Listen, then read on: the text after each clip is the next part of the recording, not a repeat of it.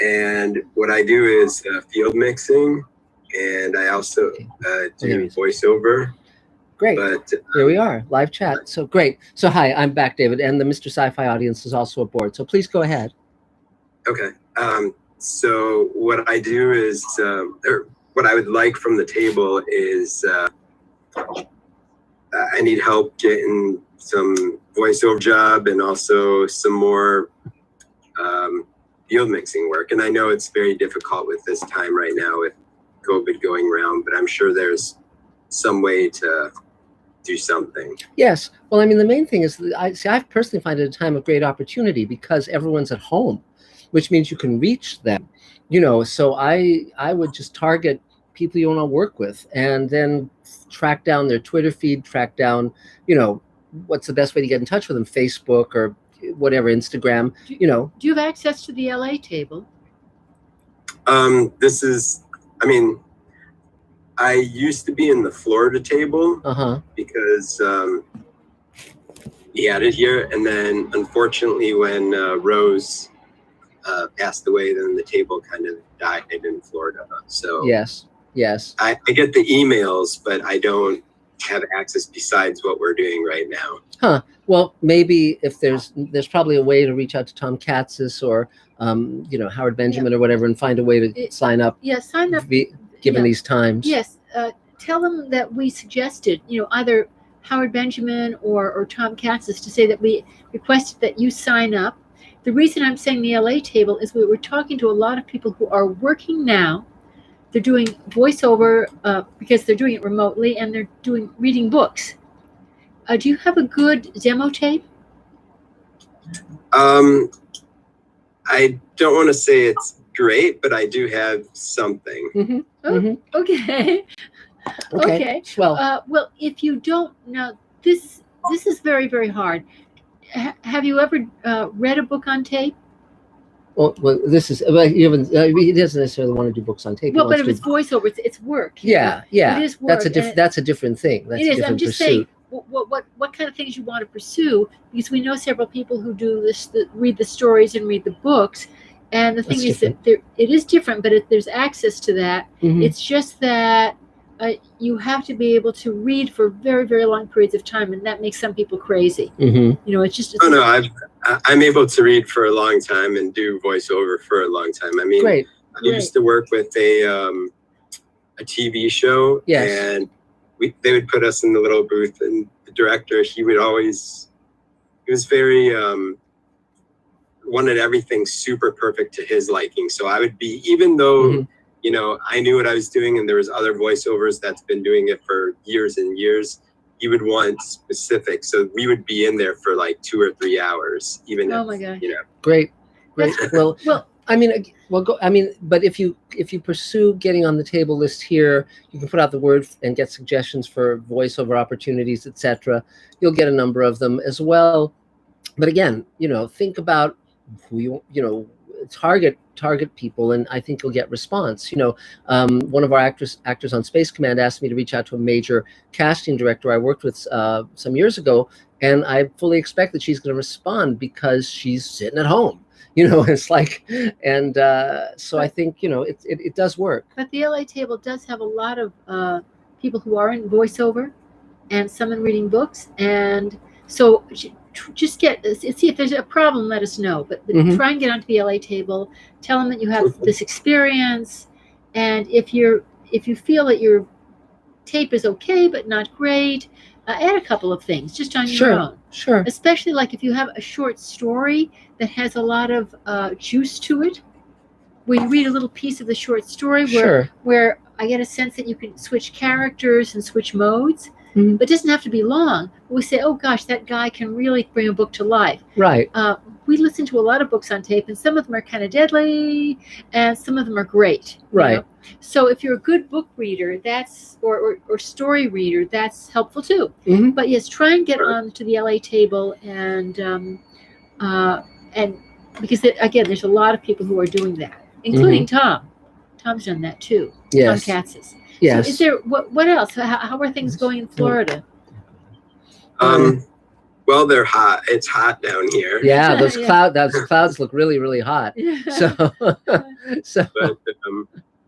I mean, it's kind of, there's not a whole lot of things as industry-wise going on in Florida. Right. Of course, there's commercials and there's, things that are happening remotely, but not as much overall because of this. Okay. Well, is there anything else you need?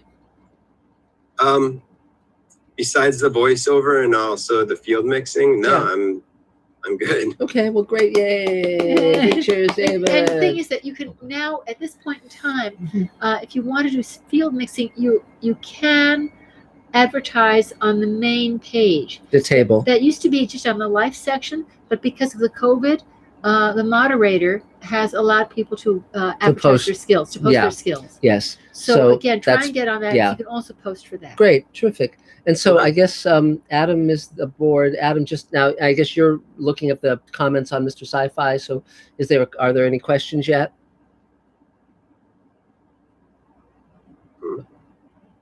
Oh, we can't hear you. Me? No, Adam Sartain. Adam Sartain. Okay. Hang on one second. Oh, no, we still can't hear you. Nope, not working. Okay. There we go. Now can you hear me? Yes, yikes. Yes, good. It's FYI, I'm coming to you from a brand new computer. My old computer has been just glitching like crazy, so it was time for a new one. Oh. Adam, yes. The mic is really overmodulating. Overmodulating? It's really too hot. It's distorting.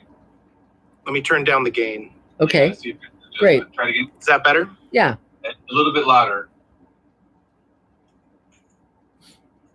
About that's fine.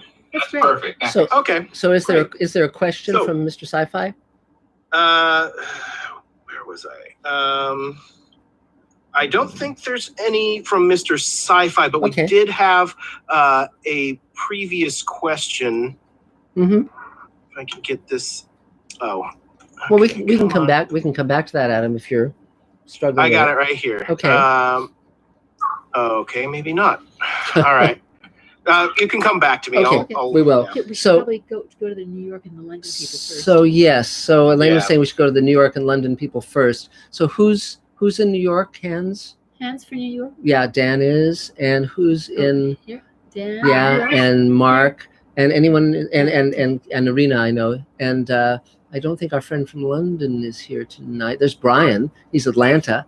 So so great. Well, why don't we start with you, Brian McClure? From Atlanta. Yeah. Go for it, Brian. Hi. Hey, guys. How's it going, everybody? Good to see see your faces. I am East Coast, so this is nice that you guys push it up an hour so I can attend. I'm an actor first and foremost. For those of you who don't know me, I have had the privilege of being a part of the Space Command adventure. I play Lieutenant Bradbury and Cadet Bradbury. So it's been a lot of fun. I also am a web and graphic designer. I have my own web graphic design company called Momentum Creative Studios. I built the original Space Command website and helped Mark with quite a bit of stuff when I used to live in Los Angeles. I basically wanted to hop on tonight because I've actually been helping out with a virtual table reads group that I started. And we're doing a charity fundraiser this Sunday to help raise money. A pilot script is being read. Anybody can pop on to tableread.online. And that the money is going to first responders first. Great. So anybody can donate, but anybody can attend and watch for free. The pilot is a comedy pilot called Half-Assed. It's got an amazing cast. The cast is, pull it up so I can share it with you guys. It's got Gary Cole from Office Space and a lot of it. Julie Bowen from Modern Family, Alan Tudyk, Bella Lavelle, Brenda Song, Chris Williams, as well as a number of other awesome actors in there. I'll post the link here in the chat, but I basically just wanted to share that with everybody. Cool. Just kind of get the word out. Great. That's great. And Brian, of course, is in the Space Command. He's one of our regulars in Space Command, but he's also in the Space Command episode we're doing now during the pandemic that has Christina Moses and Bob Picardo and Mira Furlan and Bill Mumy and Michael Harney and on and on. And you're doing a great job, and you're playing actually 3 roles. You're playing Cadet Bradbury in the sort of current timeline. You're playing Captain Bradbury, about 20 years later, same guy, and then you're playing your own grandson, Cadet Bradbury. So it's nice to know you can not only shelter in place but act in place. Yes. So I got all my special effects stuff in tonight, so I actually probably will dip out so I can practice the special effects stuff. Great. And I guess you and I can talk later because I just had a question relating to the monologue of yours we're going to use. So okay, great. So anything else, Brian? Do you need anything? I don't think so. I'm happy to help people with designs and web stuff. They have issues. Great. I do voiceover stuff sometimes as well. Not as many voices as Adam. It's voiceover on social media. It's awesome. Cool. Yeah. Okay. Well, 3 cheers. Yay. Thanks for joining us. Yes. Okay. So our New York person, Dan, I guess. Oh yeah. Well, yeah. That's Connie. Hi, Connie. So yeah, go for it, Connie. You're in England, actually. Oh yes, Connie. Yeah. So. Hi. Oh, hello. Can you hear me? Yeah. Yes, we can. Yeah. Okay, Connie. Yes, very late. Hi, I'm Connie. I'm an actress, writer, special effects makeup artist. I doing really well at the moment. I'm up very late because I've got a makeup assignment due tomorrow. Okay, great. So I'm plowing away. But really, all I was wondering at the moment is, obviously I'm trying to get my acting career off the ground. Yes. And most places are asking for reels at the moment, which I do not have. Yes. So something I was wondering how I go about. Well, something that you can do right now is if you pick small pieces of monologues, just talking to your computer, and pick out as much variety as you can. But you want to do an entire monologue and then cut it down to the moments, because it only takes a few moments for a casting director to know if you've got the character. But go through the arc and then narrow it down to the moments and try and pick your best range. Not something that you can do maybe better a year from now, but what you can do like right now really well, the kind of characters you really understand, and just put like 3 of those together so you have something. Yes. So 3 monologues, as much variety as you can have, but don't do variety for variety's sake. Yes. What you're aiming for is characters that you understand and feel for completely. And even if they're bad baddies, it's like if you've ever known someone who's like being rotten, but your heart goes out to them anyway. Mm-hmm. Those kind of bad baddies. Yes. Those kind of bad baddies, because you really understand where they're coming from. So just so you have something up there so that people can see it. So it doesn't have to be more than like, what is it, guys? 1.5 minutes, actors? What? Yeah.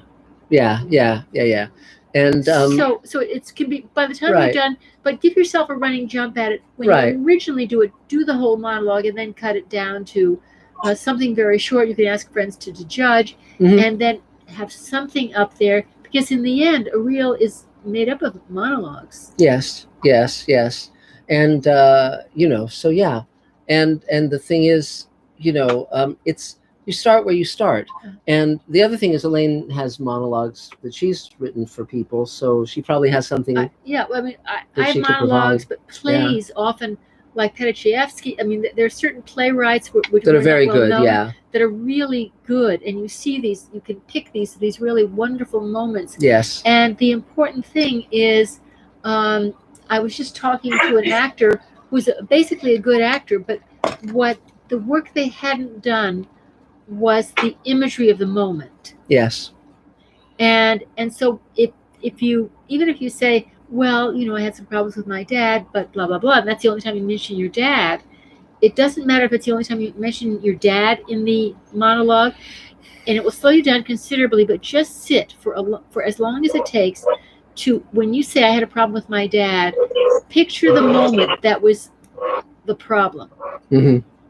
Picture it so it was really clear, so your cheeks are burning, so you're like really betrayed or angry or whatever it is, but walk through that moment until it's really real. So that when you say, oh, I had some trouble with my dad, you see what you're saying. You're not slowing it down, but it's like it gives you a punch. Yes. And the audience will feel it. So for each thing that so a very good actor I was talking to, I said, you're not, I don't see the moments. I don't see you living through those moments. So slow it down, do the work, go through from moment to moment with each shifting thought. That takes forever, but you're still going pretty quickly once you're on the monologue, right? Right. But that homework of knowing exactly layering. I mean, if you're like shouting at somebody and you're really angry, let it go through your head. But I'm so angry at you, but I'm so afraid of losing you. Yes. And we're happy to be a sounding board. So in other words, if you wanted to take a run at something and send it to us and say, well, what do you think? And we'll come back and say, well, we like this moment and that moment, but here's where you kind of lost focus or whatever. We're happy to help you in that. And, so. Because it's very interesting. When I was teaching an acting class a million years ago, somebody would be doing a monologue, and I would say, okay, stop, write down when you lost focus, write down when you lost focus. And they knew the monologue, and they were saying it in the exact same way, with the exact same words, and they were doing the exact same motions, but there was a point at which they lost focus and they weren't present. Right. And I said, okay, write it down. And then I looked at the rest of the class and I said, when did she lose focus? And everyone knew. Everyone knew the moment she stepped out of that role and was then being mechanical. Yeah. Even though the tone was the same and the gestures were the same. So that's the work that you want to do for your monologues. Yes. And so anything else, Connie? Nope. Okay. Okay. Thanks. Yay. And Adam, are there any questions for Mr. Sci-Fi? Yeah, we've got a bunch now. Okay, good. I'm going to start with Rose Kirby from jolly old England. Thanks, Rose. Who asks, can you tell me if you will have any live stream on Saturday? Also, can you do the mini web episodes in order 1 to 9? I think if you could explain about the... Yes. Okay, sure. Hi, Rose. Good to see you in my mind. And here's the answer to all of that. Well, I think on the weekend, we should probably have a Mr. Sci-Fi live stream to talk about Space Command and talk about what we're doing, and also Sweet Haven and the other series we're creating with Rockney O'Bannon and so forth. So I'll be happy to do that, and then people will be able. That could be a daytime thing where people all around the place could check in and be part of it. Additionally, we are going to do an online Space Command convention, probably within the next few weeks. Where we'll have a Zoom meeting with our actors present. And, we're doing a new episode of Space Command right now during the pandemic. It's coming out phenomenally. And so I think we'll do that as well. Beyond that, in terms of the webisodes, I'm about to post the first hour. So in other words, the 10 webisodes combined to form the first hour of the show. And so in the next day or so, I'll post that as well, so people will be able to watch the hour in its entirety. So, that's the answer to that. So, I guess Paul, we should probably do you because you're also in England. If you want to unmute your mic. Good evening, or should I say good morning in my case? Yes. By the way, if Connie wants to get in touch with me, because I'm an agent as well. Wow. I'll be able to give her some pointers. I'll private message you my details, Connie. Oh, great. Wow. A showbiz moment. Yeah. I've had a great week. As I said last week, my internet has been playing up and God knows what. But I got my new router today, so hopefully by tomorrow things will be working properly and I can get my website working again. Great. And I've been having some really good moments. I've actually started writing children's books. Wow. Really? That's great. That's great. Based around the pandemic. So it's a way that children can sort of learn all about it and talk to each other.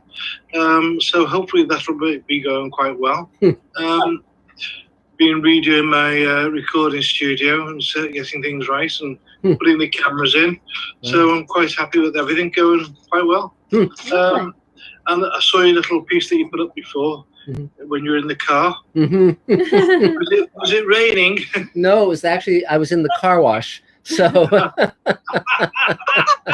I've gotten very good at multitasking. Absolutely, and many times when I'm doing my Mr. Sci-Fi commentaries, I'm actually walking the dogs. So it's I try and fill my days as much as I can. But yeah, that was pretty hilarious. But yes, and so Paul, is there anything else you need? No, I'm fine at the moment. And thank you very much for putting the meeting a little bit earlier for the Brits. Yes, you're very welcome. You're very welcome. So now, so 3 cheers! Yay! Let everyone know when the book comes out. Yes, of course. Will do. Yeah, and it can be called "Don't Go Out to Buy This Book." I didn't see it yet, but I'll look at it right now. Yeah. So, Adam, is there another Mr. Sci-Fi question? Yes, we've got Victorious Marcus, who I believe mentioned something about doing stunts. Yes. I think he may have done stunts for the first Spaceman. Again, I think he's a little confused. He's asking when will the next season start. I think he means when will the next episode. Episode. I mean, basically, where we stand now is we've completed the first hour. I'll post it in the next day or two. We're in post-production on hour 2 and 3. We're prepping hour 4. It's a 12-hour season, and we're shooting the pandemic episode now with our actors shooting their own scenes in their own homes. So it's yeah. So yes, Carol, we can see you, but can you mute your mic so we don't get distractions? Yes, we can hear you. Yeah, we can hear you. Oh, I think Sheila is the one. Is it Sheila? Where? I'm sorry, Sheila Thompson. Sheila Tom. Can you hold on a second, please? Let me call you right back. Oh, I'm on a Zoom meeting. Okay, yeah, there. Yeah, if everyone can mute their mics unless they're talking, that'd be great. Okay, good. So that's the answer to that. Now let's see. I know that Dan. Are you in New York? Dan? Yeah. So go for it. Hey, everybody from New York. At the center of everything. Everything's pretty quiet here. And we're doing the cheer at 7 o'clock for all the health workers. That's great. And frontline people. Yes. We just finished that about an hour ago. That's great. So it's great to be here. Thank you, Mark, for putting this together, and congratulations on Space Command as always. What I have going on, well, we just had something amazing happen today. This is my friend's book on Eddie Van Halen, and it just got publicized on Ultimate Classic Rock, and now it's hit Spin magazine. Oh, that's great. And Consequence of Sound. So I'll post a link to the story. Great. So, yeah. And I'm a comedian. I do voices. If anyone needs a Donald Trump, I'm known for my Donald Trump, Clinton, Bill Clinton, Donald Trump. In fact, a few years ago, I called up Donald Trump pretending to be Bill Clinton. Wow. And I actually got him on the phone. I did. Wow. Well, there you go. So what else? If anyone needs help with IT, that's sort of my IT and travel are my 2 areas of expertise. And also a business partner in a commercial casting agency out in New York. So if anyone knows someone who wants to be represented for commercials, we've done Super Bowl ads. This agency booked me before I was a partner in a SAG National Apple commercial. So hit me up if you know any actors in New York. And that's it for me. Great. Wow. Well, cheers. Yay. So Adam, another Mr. Sci-Fi question? Yep. Moving right along to Robert Rye, who asks, what do you think of Tom Cruise sci-fi movies like Oblivion and Day After Tomorrow? Yes, I like them. I think he's done War of the Worlds, Minority Report, Day After Tomorrow, which is a really good movie, And what was the fourth one? I know there's that fourth one, whichever one it is. But yes, Oblivion. So yeah, I think they're very, very good. I like War of the Worlds less. It's got great set pieces, but it's a very problematical adaptation. But no, I enjoy all of those films, and he works very, very hard, and always finds a way to ride a motorcycle. So but yeah, it's yeah. So no, I'd recommend those films. So great. He also says cheers from Croatia. Yay! Oh, wow, Free yay, cheers for you. yes, Yeah, okay. well, great. And Mira Furlan, of course, is in Space Command, and she's terrific. So I think we have two more New Yorkers. I think we have Irina. So Irina, do you want to take your turn? Let's see. You need to mic. There you go. Okay. Hello, can you hear me? Yes, we can. Oh, hello everyone. How are you doing, Mark Elaine? Good. Good, thank you. Well, I just realized I never introduced myself for all the participants. I'm a writer, director, producer who also shoots and edits. Currently in production and post on my web series, Bedtime Stories. You can check it out on the IMDb, and next month I will start uploading episodes to YouTube. Mm-hmm. This past weekend, decided to finally learn how to properly color correct. Mm-hmm. Before I was always cheating. Mm-hmm. And it's a process. Yes. All the technical aspects, the broadcast standards and things like that. So just been busy with post-production, while in lockdown. And oh yes, I wanted to follow up with you, Mark. I sent you today the email about joining the LA table. So just want to make sure if you received it. Okay, yeah, I'll put that into motion. So great. Yeah. Okay. Anything else you need? So far so good. Yeah. Oh yes, and also for David, in the same email, I included just a quick question regarding the behind the scenes for the Space Command. Great. Terrific. Congratulations on getting almost there. Yeah, great. This is Yeah, it's a process. Luckily the episodes are short, but to do it properly, all the post-production takes the most time. Okay, great. Well, yay! 3 cheers. Well, somebody else from New York? Wait. Another Mr. Sci-Fi question, so we don't get backlogged.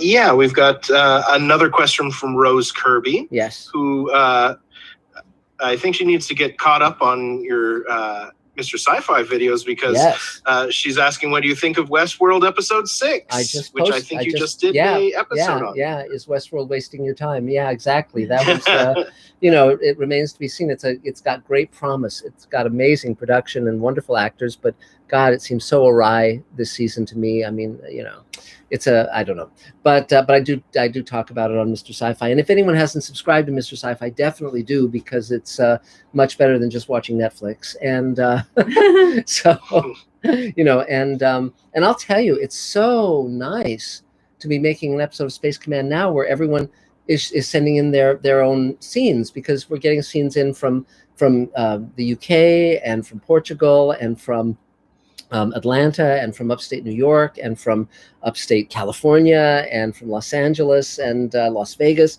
It's really amazing. And so I felt certain that we could. Amazing is one thing. There's nothing nice about what we're going through. Well, there you go. I'm wearing Dave down, so but our predator, yes. Yes, but no, I'm so eager to share this episode with everyone. It's I'm very happy. Elaine and I have been writing and directing and producing it together, and Christina Moses is going to be in it, and from Million Little Things, and tons of very well-known actors. So, as well as our regular Space Command crew and cast, like Brian McClure is wonderful. So lots to talk about, lots to do. So okay, cool. So let's see now. The Mark Barron, you're in New York City, so go for it. Thank you. I'm a lot of things. I'm an actor, singer, writer, director. I am serving on the SAG-AFTRA board now for over 12 years. I run the oldest theater organization in the country called the Lambs, founded in 1874. Wow, you look great. I also run their foundation, which is now 75 years. It was Lambs who founded the Actors Fund, and the list goes on and on. Wow. I'm here networking with a lot of people, learning a lot from these meetings. I'm currently developing a comedy feature film The script is done very well on the festival circuit. We have our legal in place, and during this downtime, I'm redoing all of our business plan into something much more visual than we had before. So if anybody's got a $3 million winning lottery ticket, please reach out. Cool. Anything else you need beyond that $3 million? We could go to 4. Yeah. That's it. Okay, well, great. Well, 3 cheers. Yay. Do you need, how are you at fundraising? Are you doing okay? We keep getting restarted. For example, New York just changed their tax benefit. SAG changed their low budget contracts. So we had an investor that he got sick. So it's, that's why we're redoing all the work now to be ready as things kind of start moving forward again. Yes. To have everything in the best place we possibly can. Cool. And now also just to let everyone know, there's a wonderful class taught by Mark Stolaroff. It's the No Budget Film School, and he's doing an online version of that class during the pandemic, and I highly recommend that class because his whole idea is you don't have to wait till you raise a huge amount of money. There's a way to make a film basically starting immediately, and I've taken his class, and it's really, really great. And so I would recommend it to almost anyone who wants to do movies. So great. So now, is anyone else in New York or parts east? I think. Oh, you. Well, Dan. Yeah. Well, yeah. But the people who haven't had a turn. No, I think we've got it. So why don't we do you, Thane, while you're in the tropics? So go for it.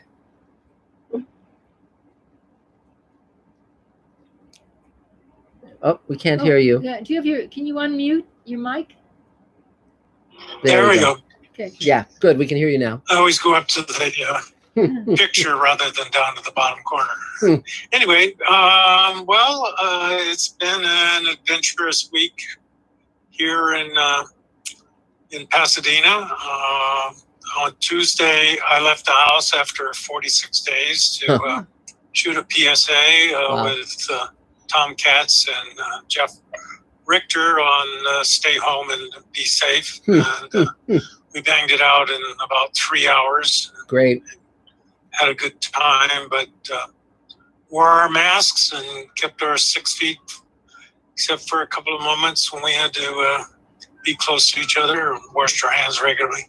Good. So that was an adventure. And now I'm back locked up with the cat and continuing to do some writing and a couple of business stuff to get taken care of, which is cutting into creative time, but sometimes you got to do that. Jessica Lynn Johnson runs a free writing and meditation workshop every morning at 9 o'clock on Zoom. And normally I'm not even contemplating getting up at 9 o'clock in the morning. But these days I'm getting to bed a little earlier. And it is getting me up and kickstarting my day with first a few minutes to sort of throw away all the trash that runs around in my balding head. And also then to spend 8 minutes doing some creative writing and sort of set the pace or the tone for the day. Great. That's great. I've buying into some of Mark's notions about make a list and cross them off as you go through the day. And I've already started Friday's list. Good.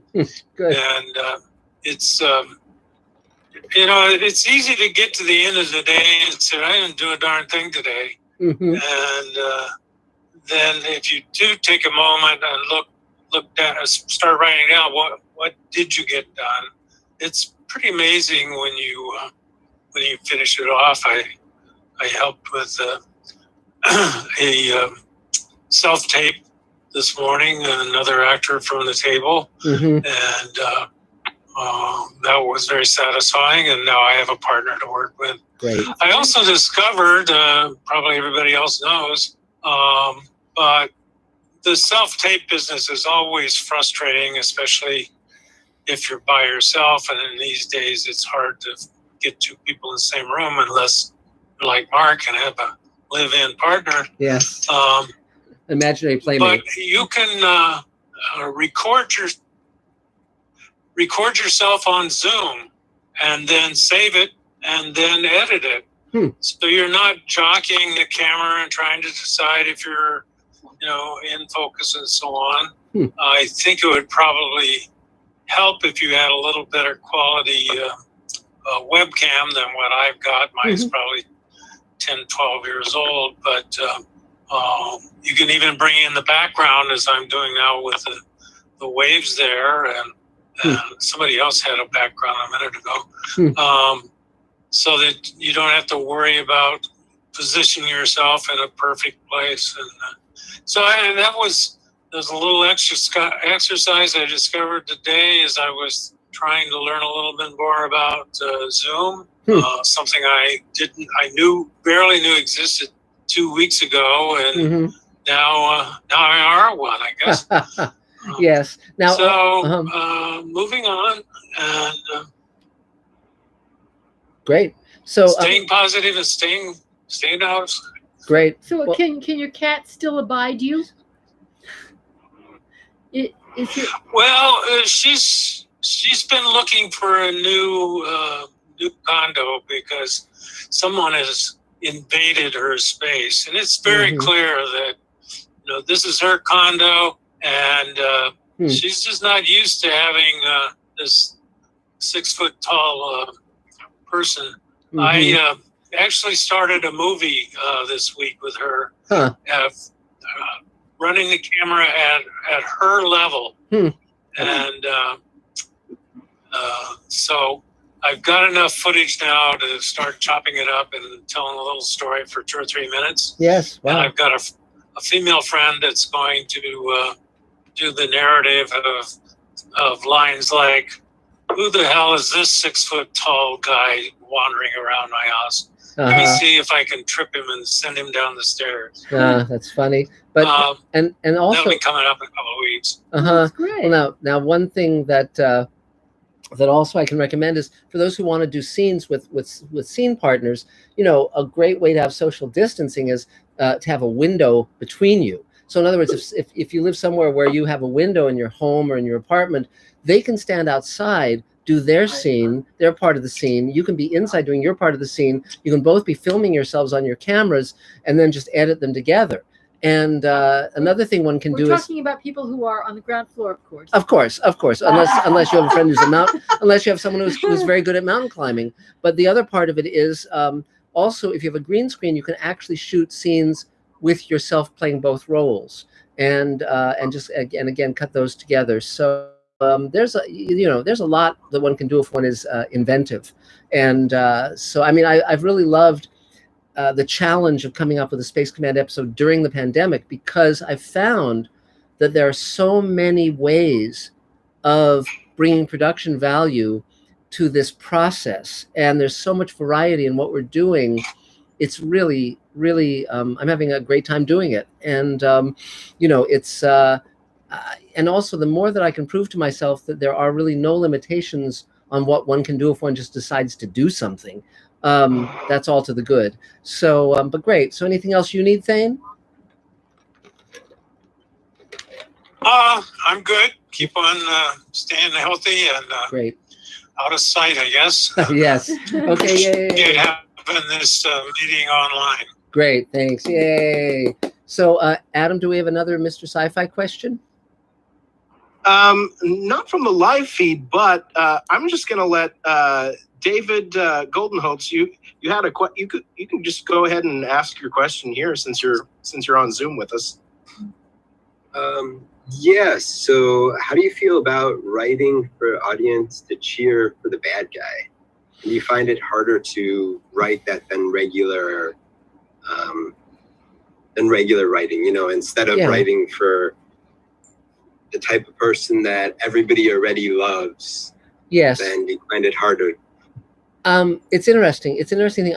You always have to find the thing that makes the person, if not admirable, at least someone you're willing to take the journey with. For instance, in the second Space Command story, Forgiveness, the one that we've shot 1 hour of and we're about to shoot the second hour of after the pandemic, we have a character named Kassane who starts by having extremely bad action in his past, and the question of the story is, can our hero, Captain Kemmer, find forgiveness and forgive this guy, and also can the guy forgive himself? And we have him pursuing a goal that is very selfless in the present, even though what he's done in the past may be very, very dark. And so, although he can be considered sort of an antagonist, yes, or an anti-hero, ultimately he does redeem himself. So I'm not interested, just as from my own standpoint, I'm not interested in writing characters who are irredeemable and somehow having them be my lead. It just doesn't interest me. Well, if people come from a source of cynicism or self-obsession, that's very hard. But if they come from a source of pain, right, and they're making they're making good choices for the wrong reasons. I mean, let's say they're making bad choices for the right reasons. They just within their vision of the world, they're doing the best they can, and sometimes it's a very dark vision. I find those characters interesting. Yes. There are a lot of heroes where we want to put a pie in their face because they're so nicey. We just don't like them.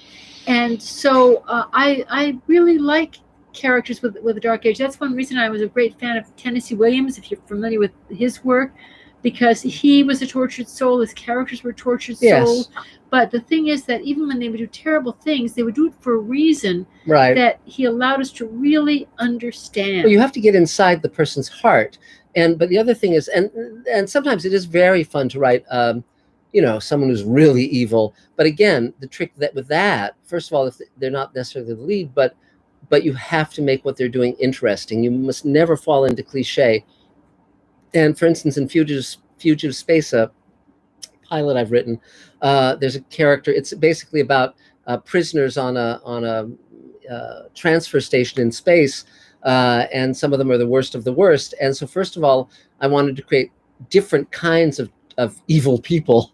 And one of them, of course, is a serial killer named Babyface, but he only kills humans. He doesn't kill this other sentient race that is in this story. So and then he comes up next to sort of an equivalent evil alien creature, and yet they start helping each other because neither is a danger they're not dangerous to each other because they recognize a commonality of nature between them. And that's interesting. So again, it's always the challenge of what can I write that's going to be surprising? What can I write that's going to have some truth in there somewhere? And it is interesting for anybody who is a geek and has read Shakespeare, and you know about Richard III. Yeah, and again, for many people who don't know, Richard III is not the third Richard movie. Yeah. It is actually a play that Shakespeare wrote. Richard III. Yes, okay. Not the real Richard III, but the one that Shakespeare made up.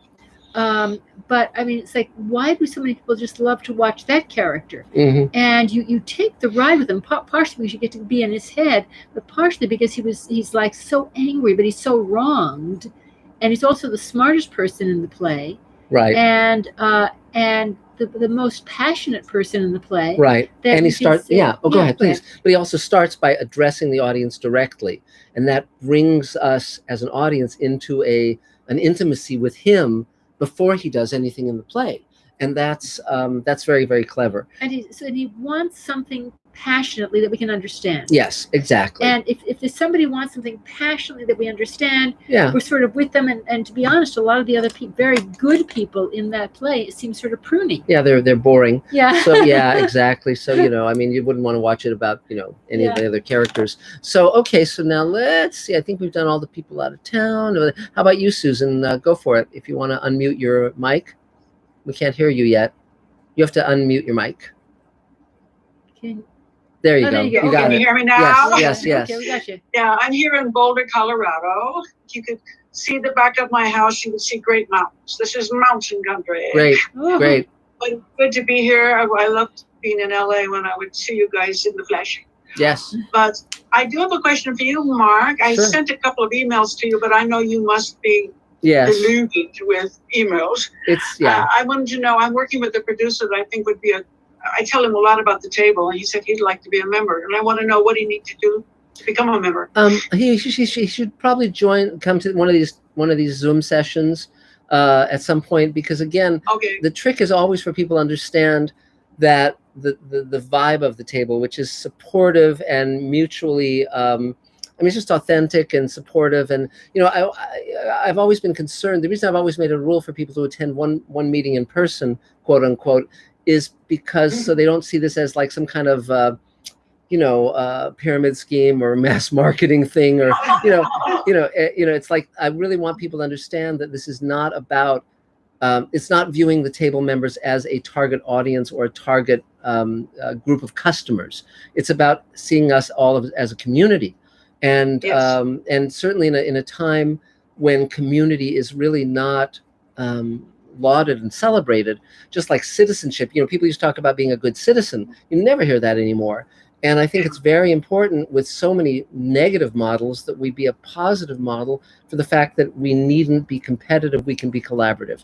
And, so that's so just have him join the party. Because that's what I've been telling him. He thought that was superb. Really, that's great. He's a Kimberly type person. Yeah. But anyway, maybe I can have him come on, like I said. Sure. Great. But also, someone referred to the list that you said we should make. Yes. I keep going over and over that, not 2 or 3, but 50. Yes. I love that. Yes. I gotta have 50 at least. Yes, because the whole point about that.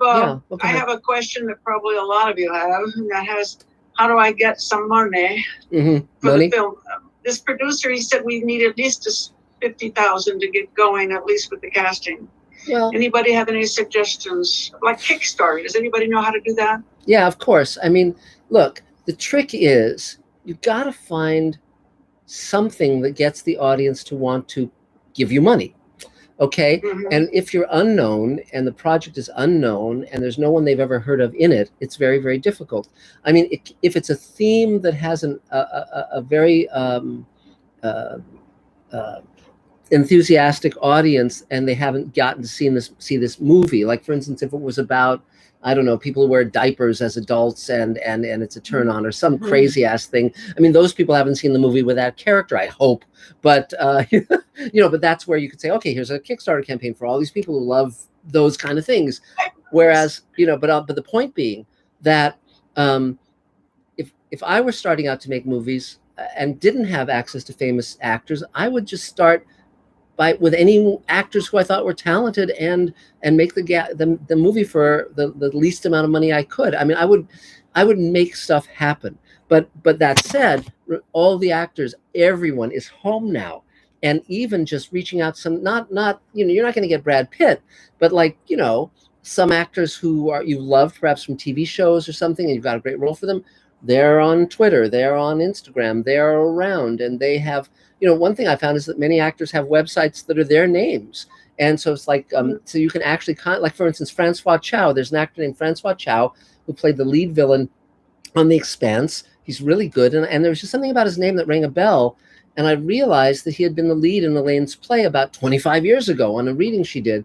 And so I didn't know how to get in touch with him. So I just typed in francoischow.com. And by God, he had his own website. So then it said contact, and I contacted him. And by the next day, he'd emailed me back. And it was like, so you can do that. But quickly, in terms of crowdfunding, yes, if you go onto the site, whatever one you want to go on to, sure, you will see the ones that are successful. Yes, and emulate those. And emulate, because they're very specific. The ones that are successful, one is they're very clear what they want to do and what they want to do with the money, and they want to create a community.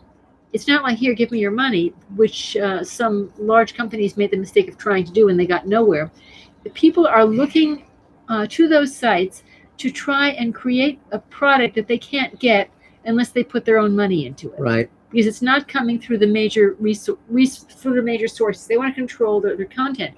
So if you feel it's something that would appeal to a large number of people, especially if you know where they reside on the net. Right. I mean, we had to find out where the science fiction people resided on the net, because then you can put out Still the word. Still trying to find out. Yeah. But the thing is that what you'll see is there's a commonality.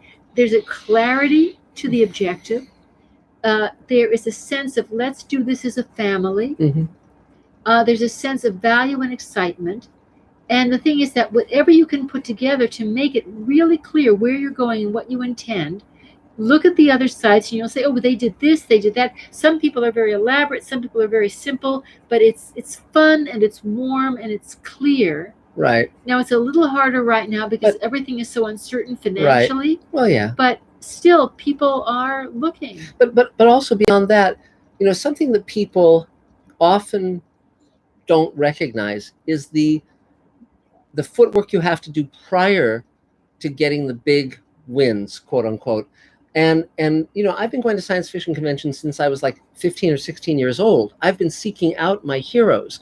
And when I found out and realized that the actors who were the leads in these shows went to the conventions, I started meeting them and I started sharing what I was doing with them and impressing them. I mean, for instance, the way I got Robert Picardo to be in Space Command was he saw the Star Trek episode I did with George Takei, and he said to me, I want to work with you. And so I created work that got people interested in working with me. And, you know, so, you know, you can start little, it can be a short, it can be anything, but start with the work, but then go where you can meet people. And again, of course, during the pandemic, we have to change our tactics because obviously we can't go to conferences or conventions, but we can seek out people online. And I'm just amazed at who can be reached now. This is a rare moment of opportunity, and hopefully it won't come again. Hopefully we'll be able to beat this stupid pandemic, and everyone can go back to their, you know, time in daylight out in the sun. But you know, always have your elevator pitch ready. Yes. Because what you say is, well, we're trying to make a movie, and we can have these actors. That's still white noise. But if you have that one line where I think, wow, I've never seen that, I need to see that. Anytime you talk about it, just add that line to it to get people excited and to say, well, we've got so-and-so and so-and-so, and it's about this. And something that in 2 sentences gets people excited, that's really, really helpful, because so many people have projects and a lot of them are worthy, but we don't know if you don't communicate to us that you're not one of the projects that's sort of like done very casually, but it's a project with passion behind it. Mm-hmm. So share the passion, and that's incredibly helpful in getting people to sign on board. Yeah. So anything else, Susan? No, that's helpful. Yay. Cheers. So Adam, do we have any more Mr. Sci-Fi things? Surprisingly, no. It's wow. It's quiet on the chat. Wow, okay. Jesus. Well, okay, we're yeah. So let's go to let's see. I guess no, Jacob. Jacob, I guess you're next on my screen at least. Go for it. Okay. Hi everybody. Hey Jacob. I've been having a great time. I know what we're doing and what we're going through, but it's been a really productive time, and it's been totally unexpected. Mm-hmm. My film project is moving forward. I've been getting a lot of inspiration and information from all the Zoom meetings here and with William Garcia. Good. And I got a line producer who wants to get on with doing a budget, so I've got to fix up the script and lock it. And that's exciting. I've got another producer who's interested as well. She's done 3 features in Hawaii. Mm-hmm. And also, it just turns out that there's an A-lister that's interested in the project too, and she wants to hear more about it. Wow. So this is like in the last 10 days. Wow. So all of a sudden, I feel very invigorated. That's great. That's great. Yeah, well, again, things are moving. Yeah, I mean, no, that's the thing. I mean, one can be very bold and one can just go for it, and specificity helps. So is there anything you need? Not at this time, but you'll know if I do. Okay. Great. Thank you, Jacob. Thank you. Great. So Travis, do you want to jump in? Yeah, thank you. This is the first table meeting I've attended. Great. I was referred by Richard Tanner, who, by the way, asked me to do him a favor and let everyone know that he is looking for a diverse actor and actress for a forthcoming benefit reading of Who's Afraid of Virginia Woolf. Oh, how interesting. And sorry, what was that? Was there a question? I'm was sorry. There a question? Whoop. No, keep going. Okay. So basically, I can put his email in the chat, but it's to benefit the Center for Disaster Philanthropy. Oh, good. Looks like it's not paid, but he, has resurrected the script reading group, and he wants to get people involved. So he asked to reach out to him if you're interested. So I just sent his email, and as far as me, I'm a recent graduate of the USC School of Cinematic Arts in screenwriting. Great. So, and right now I'm actually, my biggest project is that I'm about 265 pages into a novel that I've been working on for a little while. So I don't know if I need anything exactly at this point, but I think this is a great group. And, once I have a draft that I'm happy with, I have no idea how the publishing process and all of that goes. Yeah. So, And what's the genre of the novel? it's like a historical fiction with fantasy elements. Okay. I would say. Well, it depends on how strong the fantasy elements are, whether they fall into something like magical realism or into like the fantasy genre, which is a very specific kind of story, like, Tolkien and all that stuff. Right. Yeah, it's not that, No, but it not quite. But let's put it this way. If you were going to go into a bookstore to buy that book, would it be in the science fiction and fantasy section, or would it be in the weird fiction section? It would probably be in the fiction section. I don't think it would be in the sci-fi fantasy area. The reason I'm asking this question is because if it were science fiction and or fantasy, then you can go to the World Science Fiction Convention or the World Fantasy Convention and meet the editors and the book agents and the book writers. And it's a great way to sell a book. If it's more like literary fiction, then Book Expo America is the trade show for the publishing industry. And when we're not in the middle of a pandemic, going to that is a very, very, very good idea. Also, do you have a favorite writer, a living writer? Yeah, Stephen King is my guy. Is it a Stephen King kind of book? Like if someone likes Stephen King, it's not, this particular one is not exactly Stephen King-esque. But yeah, I know. But well, the reason I'm asking these questions are because I strongly believe in being mentored by people who know what they're doing. Ray Bradbury was one of my mentors, and I wrote a book with Guillermo del Toro, and I wrote a book about the Twilight Zone to learn from Rod Serling. And so, if Stephen King is one of your heroes, you could sort of find out if he's going to be talking anywhere or being at a convention. You can go to Bangor, Maine, or find out, or even reach out to him now because he's probably stuck in his house too. Well, I think a lot of writers would be, and if you just can summarize the heart of your piece, I mean the compelling through line, like in a line as to why you're driven to write this book, right? Whatever the question is in terms of character or social issues. And to say that, and why you specifically like those writers, you might be able to start a conversation going. But good for you, 260 pages. Yeah, that's great. Yeah, that's great. So, any other questions? Can you tell me again the name of the conference that you mentioned? Book Expo America. Book Expo America. Yeah, and I would urge you to go to that. Just make sure there's nothing happening to it. I mean, it's an expo. Well, yeah, it's make not. Sure that it's probably not going to happen this year. No, but see if there's any. See if anything is happening online for any of these expositions. But also make a list of like 50 or 100 people who are doing the work you most love, because if ever there was a time to reach out to the people whose work you love and see if they'd be willing to maybe answer some questions or have a Skype call or whatever, now is that moment. And because people are actually reading their emails, reading their messages. They're bored out of their minds. They're trying to find an excuse to not have to deal with their children. So it's like, it's a really good time. And I mean, I've corresponded with Stephen King, and I also talked to his son Joe Hill. His son looks exactly like a younger version of him. you know, and but he writes under the pseudonym Joe Hill so that he didn't want to make his success on the you know, on the fame of his father, and so that's really interesting. Now they're of course collaborating, but so anything else, Travis?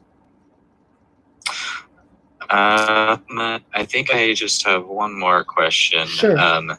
Richard suggested that I ask how to get on the table list. I'm gonna talk to Howard, and if you email me, I can forward it to Howard and the powers that be. And in these unusual times, I think we'll let people who come to these meetings get aboard. Yeah, it's a little bit elaborate, but yeah, we can. Yeah, we'll link you up. We'll link you up to the person who does it. So 3 cheers, welcome, yay! Thank you very much. You're welcome. I guess you'll be getting to me later. We'll get to you next, but I just wanted to ask Adam, is there any other question, Mr. Sci-Fi question we need to address? There are. Real quick, I do have a question that was submitted like a week ago that I didn't get to from Bob Rich. Sure. And you can figure out how to comment on YouTube. He asked, We're losing you, Adam. There's something funky with your microphone. You froze and you cut out. What? My internet connection. Can you hear me now? Yeah, now we can. Yeah. Okay. So the question is, do you think you might someday direct a feature film based on vintage sci-fi by someone like Vonnegut or Asimov?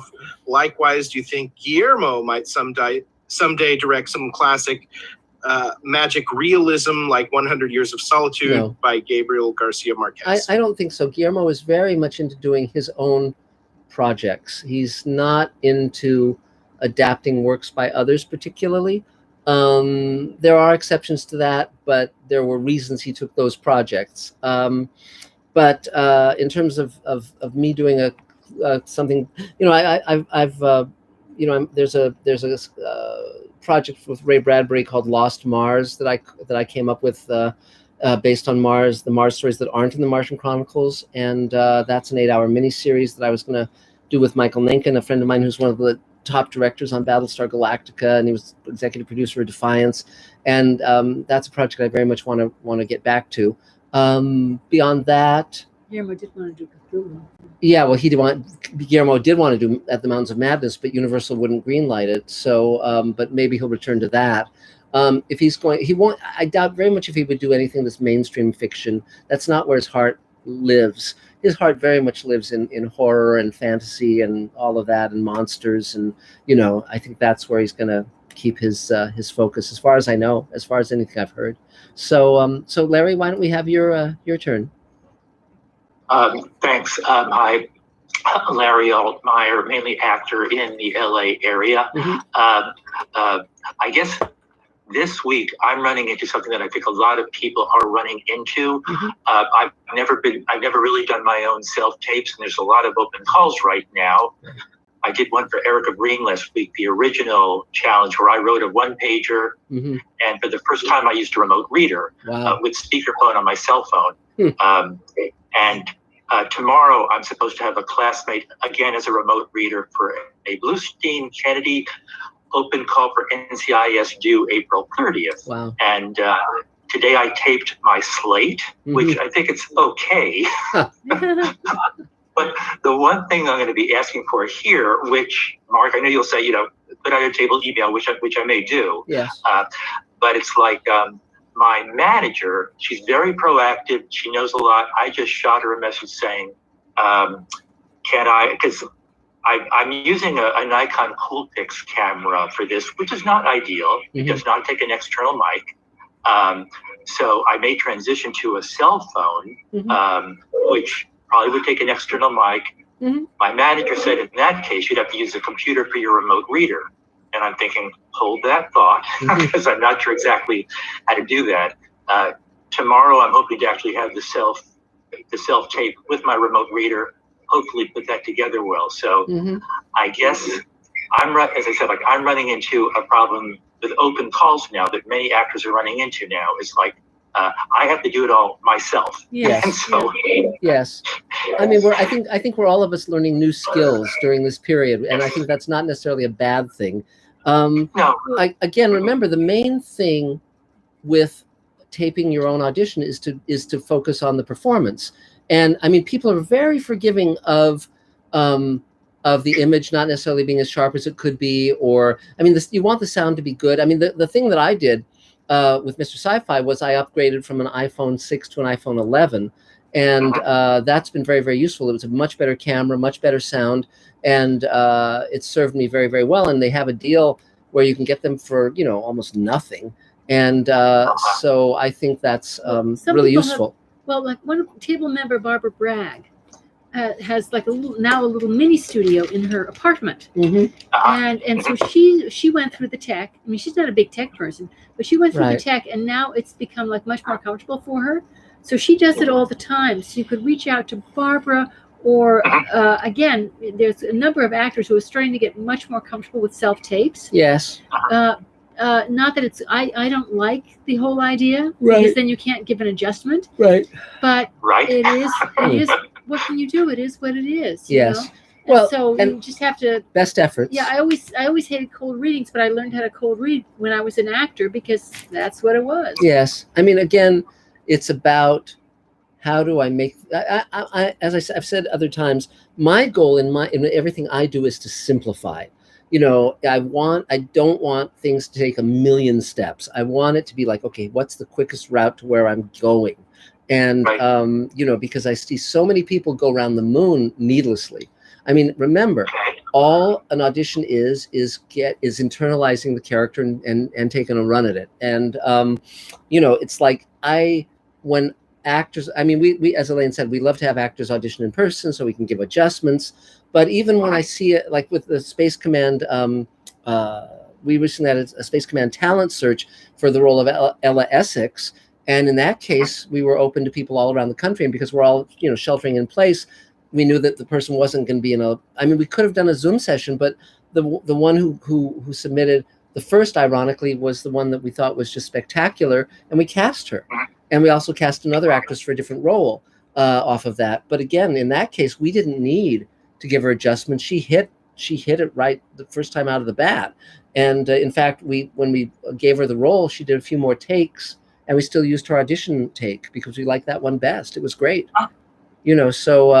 So again, it's like I think the main thing. I would never want to be an actor because it's such an uncertain life. It's such an uncertain life, and you never know what they want, what they're looking for. It's like there are a million reasons they don't choose you that has nothing to do with you or your performance. And for instance, with the auditions for Ella Essex, I mean, there were a number of people who it's like, okay, that person would have been fine, that person would have been fine, and we just sort of went with, okay, we'll kind of split the difference and make our choice. But that's where but it has to be the performance, because if someone isn't grounded in the moment and in the reality of that person, it doesn't matter if they're shooting it in 3D. It's like, doesn't matter. It's about the acting. Mr. Edison, Dave, is there anything that he should watch out for in a self-tape where he could make a mistake that you can think of? Like Mark said, the picture quality doesn't really matter, as we're proving with the selfie episode. Yes. But audio has to be good. Yes, it does. Yeah. And if you like the thing that I heard that you had last week, there was some room noise, and it just sounded like the air conditioner or the heating. Turn that off. I know enough to turn that off, and fortunately in today's self-tapes, if it's not specified, the slate goes after the performance. If it's not specified, you make it right in performance, right off. I mean, I think I'll be transitioning. I mean, I have an Android, which is cheaper. I may buy an iPhone next week. Who knows? But we know that the cell phones can take the external mic. That may be my next step. Yes. I'm just going like one step at a time. But okay. Barbara Bragg. Your audio was okay.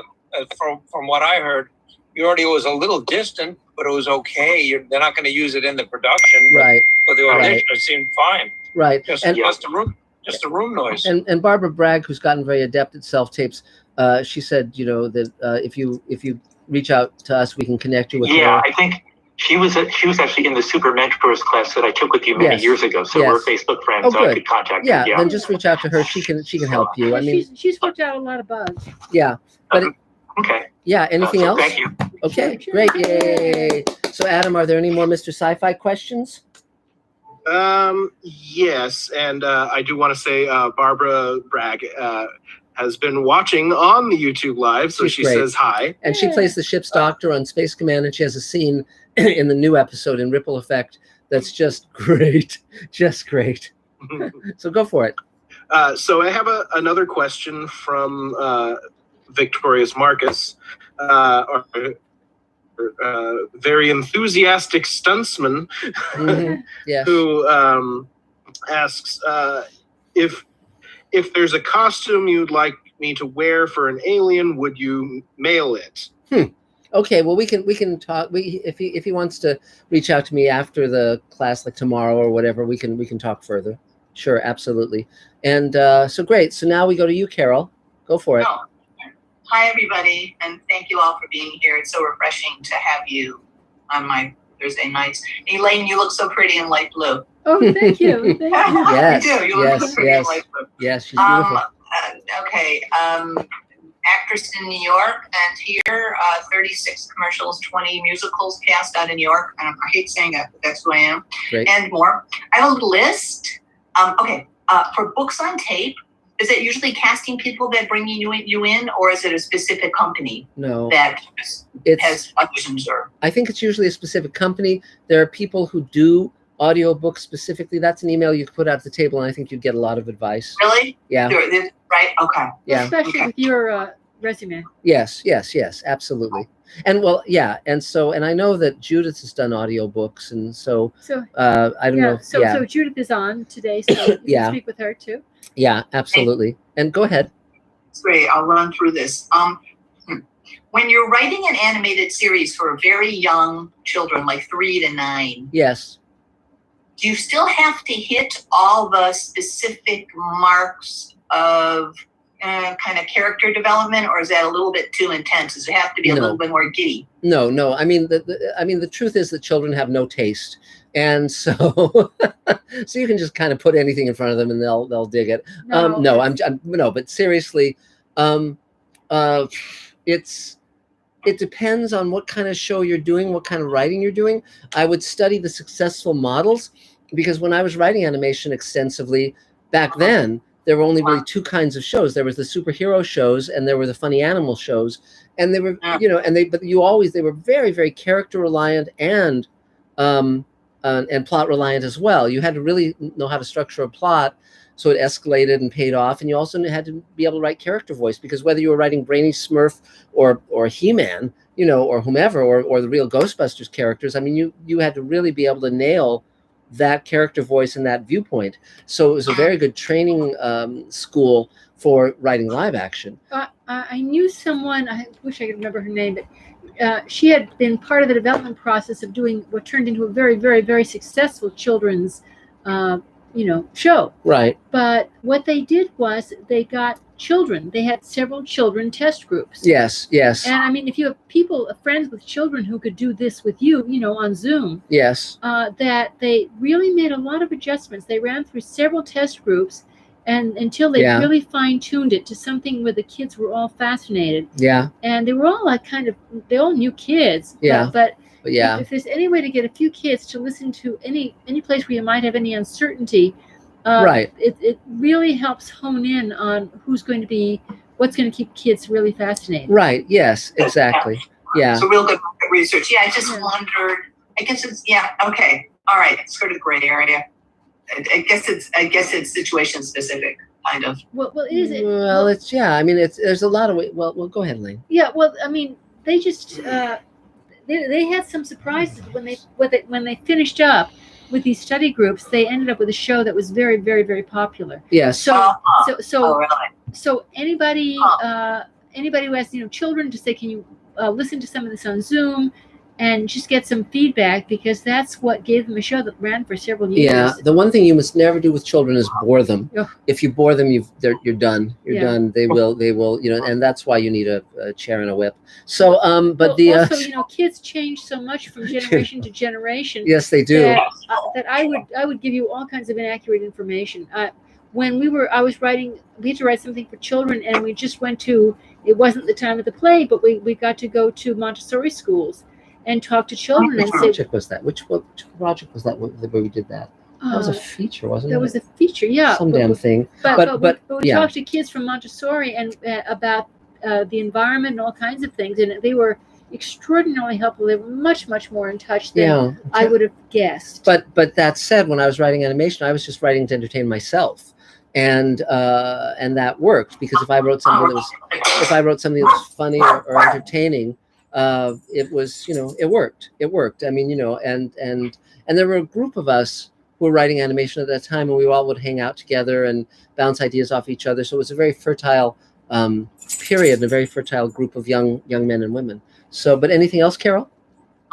If you need if anybody needs an actress fast study, I will work for free during the COVID. Cool. That's great. Okay. 3 cheers. Thank you very much. And so, Adam, is there another Mr. Sci-Fi question? I don't think there is. Okay, well then I think we're caught up. Okay, well then, Mark Gushwitz, if you want to jump in and have your turn.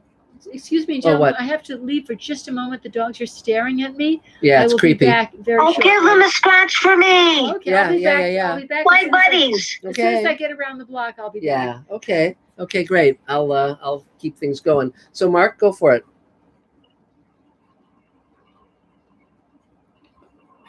Oh, we can't hear you. Uh-oh. Can you hear me now? Yes.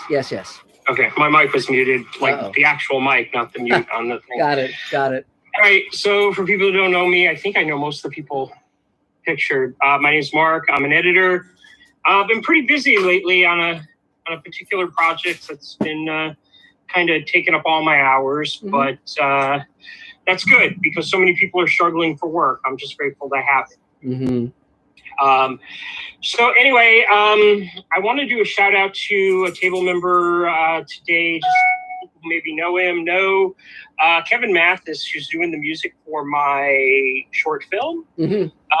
Just had surgery and cancer removed from his arm. So if anybody wants to reach out to him and wish him well, I think you should. He's a great guy. But because of the surgery, I may also be looking for a new music guy, because he's not sure if he'll be able to use the hand to operate the instruments to write the music. Wow.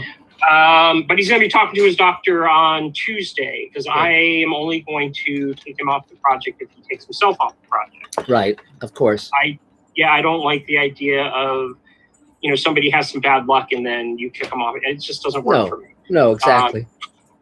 He's really good at what he does, and he's helped me out on 2 other projects just recently, and I appreciate that. So that's great. And then last week, you guys told me I was looking for advice on a quote that I had that I was going to put on the front of my short film. You guys had suggested I reach out to the author. I have found the contact information for her assistant. Wow. So I will be doing that. That's great. And hoping, that they get back to me. Cool. You guys had mentioned the No Budget Film School, so I'm going to throw another name out there that I'm sure, Mark, you're aware of, is the 2-Day Film School. Yes. Yeah. With Dove Simmons. Yes. That's one I've actually taken. Is he still teaching it? Is he still doing it? Well, I went, while we were here, I went online. His website is webfilmschool.com, and it looks like it's probably just streaming. Huh, okay. But it looks like it's still, the website's still available. That's and it's got prices on it and everything. Well, sure, you bet. And for people who don't know, this is a 2-day film school that's endorsed by people like Quentin Tarantino and Damon Wayans and people like that. Yes. Who've all taken it. And one just has to make sure with something that's been around for a long time that he's kept up to date, because the model of how things are done is so totally different now. Because Elaine and I took that class probably about 20 years ago, and it was great. But again, it's like you just have to make sure that the current version still is doing what it needs to do. But so from what I remember of the class, he seemed pretty up to date because I took it like 10 years ago. Oh, but he seemed like he was pretty well informed with what was going on at that time. Good. So, other than that, I'm not going to say too much more. I mean, most people already know me. I was actually really busy today. The only reason I came to today's meeting was I wanted to introduce somebody who's online right now. She was an actress in my short film, and she was an amazing actress in my short film. She's a really great collaborator as an actress. I showed her a cut. She had some really great comments. I started to realize she's not just an actress, she's a filmmaker too. And she is floating around my screen in the center of my screen. Her name's Kirsten. Oh, great. And this will be her first meeting 2 weeks ago. That she was the one I was asking about when I was asking about how we bring people in. Sure. So I'll end it there for me. Okay, great. And, cheers. And you can move on. You bet. So that's great. Welcome, Kirsten. And so I guess why don't you unmute your mic since he's done the great build up for you. Go for it. Thank you. Thank you both, Mark. Sure. I'm super excited to be joining you guys and hearing about everything you're doing. Like Mark said, I am an actor. I'm also a writer and producer. Right now, I'm pretty much just focused on doing the self-tapes and writing. Beyond that, right now, I'm not doing much, and I can't think of anything that I need from you guys, but I'm sure I will in the future. Okay, great. Welcome. Yay. 3 cheers for you. Thank you. So great. So Adam, are there any other Mr. Sci-Fi questions wherever you've gotten to? There you are. Yeah, not a question, but shout out to Panther UK, who says he just stuck my head in for a chance to say cheers to someone that wrote one of my favorite TNG episodes. Oh, thank you. Thanks a lot. And well, you know, it's funny because I was just realizing in terms of promoting Space Command that we have actors in Space Command, lead actors from Star Trek the original series, that's Nichelle Nichols. Star Trek The Next Generation, Armin Shimmerman played the first Ferengi. Deep Space Nine, Armin was in that as well. And we also have someone else from DS9, J.G. Hertzler, who played a Klingon general. And then from Star Trek Discovery, we have Doug Jones.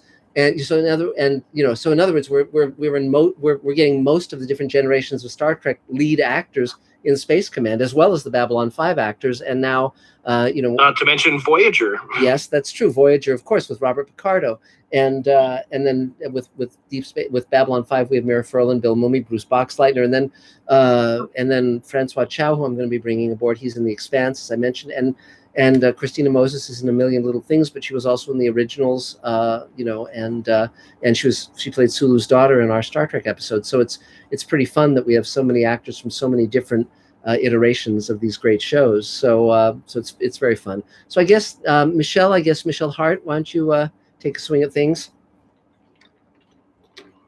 All right. I think I'm unmuted. Everybody hear me? Yeah. A couple things.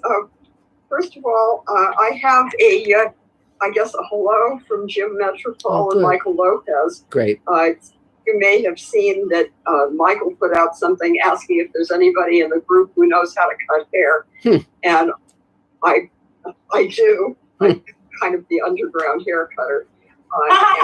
So I went over there to Jim and Michael's place with both of them masked and me masked, and a big T-shirt that I took off and threw on the floor of the car when I was done. And I said, the only way I'll do this is if I'm outside. We'll have to do it out in on the driveway or something. So anyway, Jim is fragile. Yes. He's not able to move well, but he seems like his brains are all okay. Yes. And I'm not quite sure why they're not coming in on Zoom. And maybe you want to reach out to them because I'm pretty sure they've got internet connection and there's no reason why they would be doing this. Anyway, there's that. I am happy to do table reads for anybody who needs table reads or computer reads, whatever we're going to call this at this point. Connie in England, I don't know why your identification says that you're Dan. That's interesting. If anybody has more technical knowledge about this, I've been doing a jazz dance class with Walter Painter. For those of you who don't know Walter, he's choreographed basically every genre that there is and is extremely well known in the dance world. Anyway, Walter has been doing jazz dance classes for on Zoom. We are doing very well, everybody in their living rooms or kitchens or whatever, with the exercise part of it, which is the same every week. Those of you who know anything about dance, it's a routine warm-up. It's the same thing every time. Mm-hmm. At the point where he goes to do a bit of choreography, which is very small and restricted because we're all in our rooms, we do not sync with the music or visual as we should.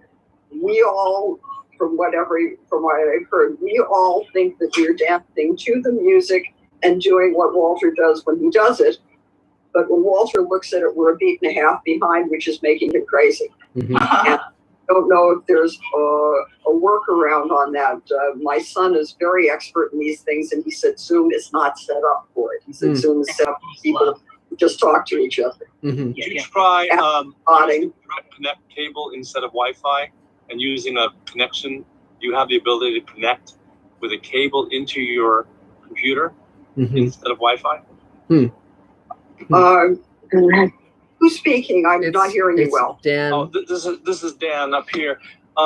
See, the thing is, if you're on Wi-Fi, I've done rehearsal with a band, a rock band, using Jam Kazam, and we were actually able to play together drums, bass, guitar, and vocals. And what was the procedure you used? Jam something?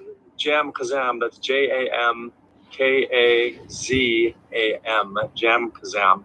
And that's specifically so musicians can practice together. But the one thing that makes it work much better is if you direct connect your cable into your computer, if you can, instead of using wireless. Yeah, instead of Wi-Fi, if your computer has a network connection and you have the cable that goes to your router, that actually makes it a lot more robust and synchronized if you can do that. Okay, I will talk to Walter about this. I'm not sure how technically adept he is, but maybe he can find a 14-year-old someplace who can deal with it. Great. Okay, great. That seems to be the correct way. Great. I will run this by them and let them do it if they can do it. I'm trying very hard not to get involved in that aspect of it. I've got right now waiting to get from Amazon a device to hold my cell phone to the tripod that I trash picked a number of years ago and never used. Great. And we all have our own ways of getting technical equipment. And so anyway, when that arrives, I will be experimenting with doing self-tapes myself. Thank you, Adam. I'm going to wind up needing your help anyway, regardless. I'm sure of it. The other thing that I got was I had, just before this all went down in the handbasket, I had done a USC film where I was playing a nun, and the film was finished. The USC project was finished. The guy sent it to me. It's very nice, and I said thank you very much. And I do understand there's nothing here that I can use. There's nothing that really favors me that I can cut onto my reel. Yes. And he, as of yesterday, sent me something re-edited so that I am shown more in it. And I haven't even had to download it and look at it yet, but yay. Yeah. When this happens, I will be asking the wonderful Dave Edison, who is familiar with what I've got on tape, to split my reel into two reels. I have a comedy reel that has the one piece that we did on it. And what I want to do is take the other comedic things off my general demo reel and come out with a dramatic reel and a comedy reel, because I understand that's going to make everybody happier. Cool. Nobody cares whether you're diverse or not in that sense. And it's interesting, on Francois Chow's reel, he had two reels on his website. One was villains and the other was heroes. And that was, I actually found that very charming. And, but again, it's the question with everything always is it working? And if it works, great. And if it doesn't work, then you find, okay, what will help this process? And it's not a mystery. So anything else you need, Michelle? No, just a couple of people had suggested to me that it was this word they used, distracting to have both comedy and serious stuff on the same piece. Generally, yes. I mean, I tend to like two different reels for that reason, because comedy is often so broad, and so you'll have someone doing calling me a broad. never. But it's just I think having a comedy reel and a drama reel is a good idea. Yeah, absolutely. So great, yay! 3 cheers. So Adam, are there any more Mr. Sci-Fi questions? Nope. Quiet night. So Emily, did you want to have your turn? Emily, are you there? Hello? Hi, Emily. Oh, hi. Sorry. Yeah, if you missed me last week, I had some technical issues with the microphone. Ah, okay. Wait, hang on. Let me just unplug my headphones. Great. You still hear me? Yeah. Yeah. Okay. Hi. Yeah. So, I've been attending the table since 2015 now. Mm-hmm. I do a lot of writing, and this past week, CBS did a tribute, to Prince, who is also a relative of mine. So I've been writing about my family's history and my connection to him, mm-hmm. and so that's just been a project that I've been working on for a while, and with and since everybody's on lockdown, I have a little bit of time to go back to that and just work on it. So great, that's great. So is there anything you need? Anything? I'm trying to think of. Yeah, you want to say something? Yeah, I'll get my dad's in on this. Mark, I want to say this to you. I got a private project I'm working. I want to run it past you before I tell anybody else. So I'm assuming you email on it. Sure. Okay, great. I look forward to it. So it's always good to see you, buddy. Thank you so much. You too. Thanks, guys. Yay. So I guess we did Kirsten at Dave Edison. Let's jump in with you. Hi. Hope everybody's doing well. I'm well so far. Great. I'm an editor, for those of you who don't know me, and I'm been editing Space Command for ever. Little while now. I'm not sure I can count that high. Yeah. Dave, we've been working on aspects of the second episode, which will be done. Yes. And aspects of Judith. Mute your mic. Okay, I just had to say that. Okay, go for it. Yeah. Great. And let's see, we're working on the ripple effect. Yes. The aptly named ripple effect. Yes. And it's kind of a monster. It is, but a wonderful monster. Yes, that's the word I was looking for.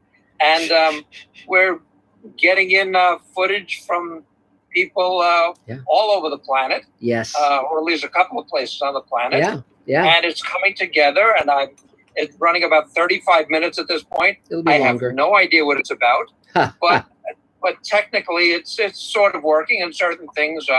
Mark asks for certain things, and of course I answer the appropriate answer. Are you out of your mind? Yes. And of course he is, and of course he usually gets what he wants anyway. Yes. So, I don't know, Dave. I don't know if I mentioned to you, but a week or two ago, I actually came upon a Star Trek script I had written when I was 10. You did mention, yes. Yes, so we should probably shoot that and do something with it. So yeah, it probably doesn't need any rewrites, no tweaks, nothing. No, I was incredibly brilliant as a short person, but as I said earlier, children have no taste. So, yes. So we're putting this thing together. It's there's a few more scenes that we need to get from people, and we'll see what happens. Then it needs a little bit of. I'm doing most of the VFX, Yes. such as they are. Yes. Cobbling spit string and chicken wire and scotch tape, putting Yes. it together. But Yes. we'll see what we need. And also, one of these days, for those of you who don't know me, I've written a. Let's see. I'm gonna do this. I've written a picture book for grown-ups called The Man with the List. And if you'd like, you can check it out on YouTube. Just punch in Man with the List picture, and it should come up. It's the entire piece as a as an animated feature. That's wonderful. As an animated piece, runs 3.5 minutes. Yeah. I'm trying to figure out how to stop sharing. There it is. There we go. Please send that to me. I'd love to put it up on my social media. We can do that. Yeah. Something for people to do while they're captive audiences. Yes. Nice. We'd like to vouch for that book. It's fantastic. We own it. 2 copies to be precise. Yeah. It's a All great. right, guys. Thank you. That's nice of you to say. It's a great. It's a great Easter present. Yeah. It is. A few people here have copies, and a few people here will admit it. Yes. Bought it for my Christmas. Yeah, it's great. Exactly. Yeah. Anyway, so if you need me, I'll be in this chair. I was here for about 15 hours yesterday working on Space Command, Yay. and I have the nerves to prove it. Yes. So Yes. They're just stretched thin. Yeah. Well, Dave is an amazing editor. He's really been a joy to work with all these many years. I think we've been working together for about 8 years total, and if not longer. And it's really been a joy to work with him, and continues to be a joy. Also, it's very interesting because, as he mentioned, on Ripple Effect, which we're doing entirely during the pandemic, we're kind of flying by the seat of our pants and kind of coming up with solutions as they are needed. Whereas we're still in post-production on the second hour of Space Command, which we've already shot, and that's much more a regular or a more usual kind of workflow where we actually have 3 VFX artists working on it now. One of them needs more, and one of them needs more plates. So I got to stop down and send him out some more shots. Yeah. But the thing is, so very deliberately with Ripple Effect, we're doing it very differently because I did not want to overtax my VFX team because we need to have them continue along that pipeline because that has 900 visual effects shots, and the more we kill those monsters, the more we can get that done, which is a much bigger task than what we're doing with Ripple Effect. So it's a very interesting journey going between these 2 very different ways of doing things. So which I enjoy. I really enjoy variety and multitasking, as you know. So anything else you need, Dave, other than respite? I'll take some of that. Yes. And no, I think this works nicely. Starting an hour earlier here. Yes, I do too. So that we can get some of the people back east, and the rest of us can stop down and have a little bit of an evening when it's done. Cool. That's great. Well, all right. Cheers. Well, good to see everybody. Yay. Stay well. Yay. See you next time. Bye. So, Adam, are there any more Mr. Sci-Fi questions, or has that kind of gone the way of all things? No, we have a just in. We have a question from Baxter Cotton. Oh, good. Do you have any thoughts on the pictures from the upcoming Dune movie, which we've said before in weeks prior? Yeah. But if you have any new thoughts? I do. I mean, I think Denis Villeneuve is an amazing director. I think he's got a phenomenal visual sense. I liked Blade Runner 2049 very much. That said, though, the images I saw from Dune, the Vanity Fair images, weren't impressive to me. They were very, I don't know. I in some ways, the David Lynch visual sense in that the film he did of Dune was stronger, and I think that even the Alejandro Jodorowsky pre-production on Dune that he did for a version of the film that never got made was spectacular.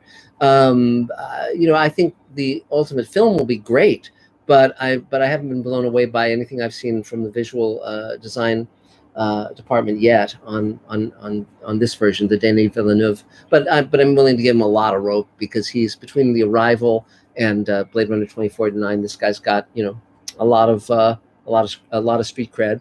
So let's see. I guess Judith, you're next. Go for it. Hey, Judith. If you want to unmute. Hey.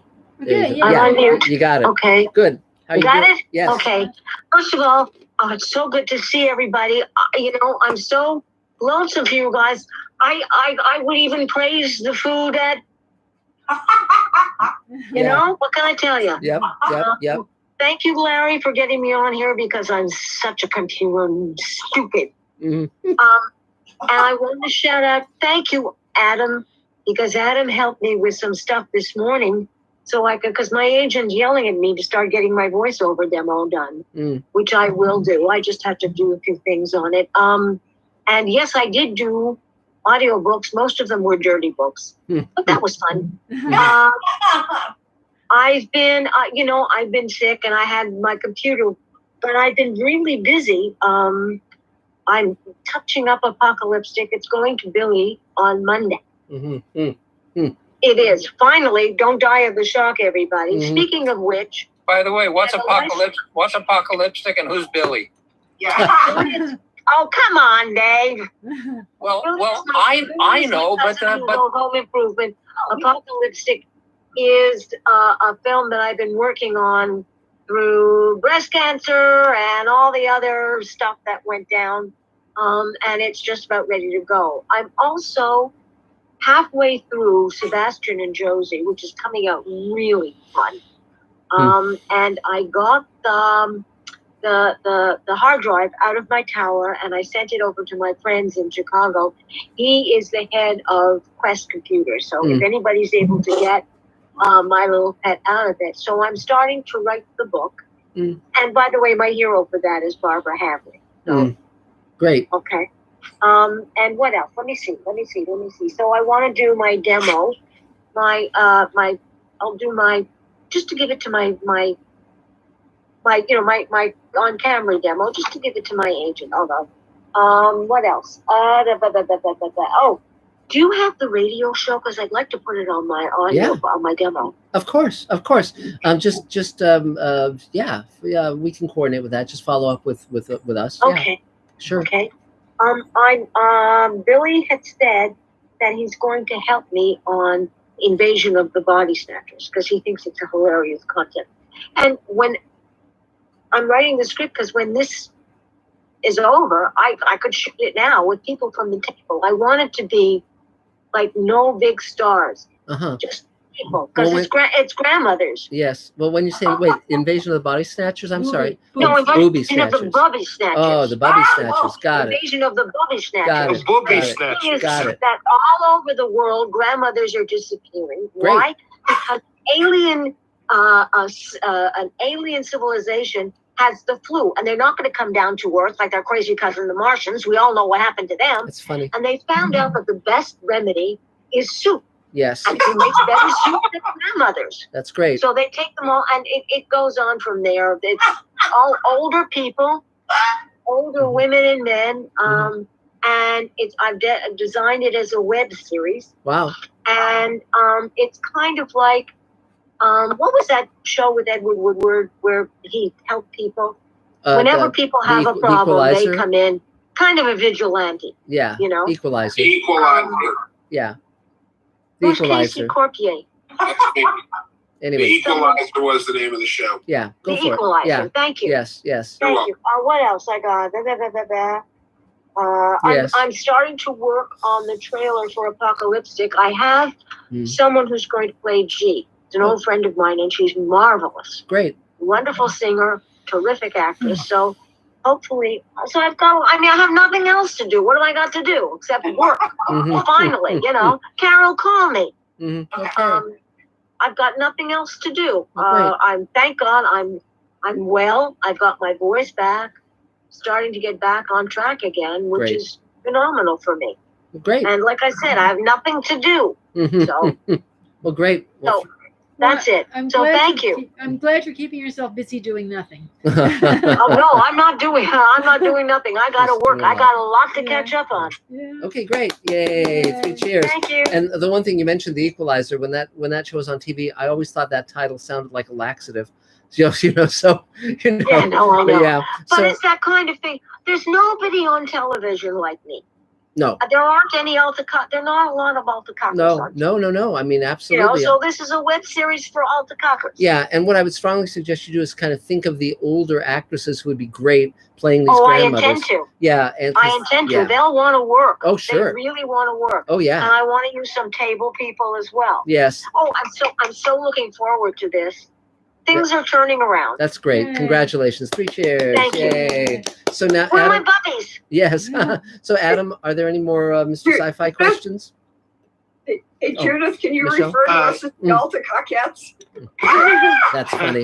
That's very funny. So great. For those of you who remember the Cockettes. Yeah. You would be good because you're limber. Yes. So you could do. Now, if you only need a voice for a booby, I could do something like that. Okay, I'm all the people too. Yeah, great. So, Adam, are there any Mr. Sci-Fi questions? Yes, we've got a question from Mark Lungo has joined us on Mr. Sci-Fi. Great. And he asks, if you could have any living writer besides yourselves write for Space Command, who would it be? Maybe Neil Gaiman. You know, he's fun. I don't know. Is there anyone you'd like who's alive? I'd have to think. There's so many really fine writers, but they have to be able to write science fiction because it's a very specific thing, you know. And but yeah, it's very interesting because they also have to be able to write an interesting science fiction story, but also they have to be able to write television. It's very interesting. Ray Bradbury once told me, because I used to go every month for over 10 years to sit and talk with him, and it was phenomenal. And he told me that when Star Trek was in pre-production, when before it aired, before it debuted, they invited him on the set, and he thought it was just terrific, and he loved it, and they invited him to write for it, and he declined, and he said, "I don't write in other people's universes." And that was very interesting. A lot of his proteges wrote for Star Trek. I mean, Matheson and George Clayton Johnson, and so forth. So he knew a ton of those writers. But he really knew who he was. Oh, gosh. Sorry about the dogs, guys. But there are a lot of writers that we profoundly admire, like the writers of Saul Goodman. Better Call Saul. I mean, there's some There's a lot of writers out there now in television that we think are just terrific. It would be a question of whether they could write in this voice, but it would be quite an honor to have a lot of dog. There's 2 of these guys.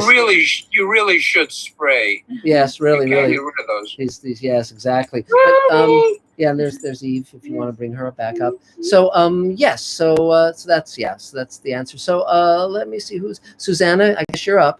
Go for it. You can lift it. Okay. Yeah. Hi, everybody. Hi. Good to be back.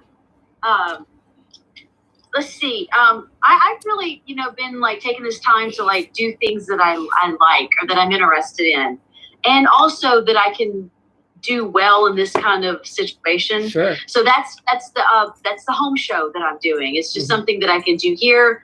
It's kind of crazy. It's about a bad or a mediocre cook or homemaker who's doing a show and teaching people. So it's got my 2nd episode out today that I posted, and I already had a young girl who's watched it go, "When's your next episode coming?" And I was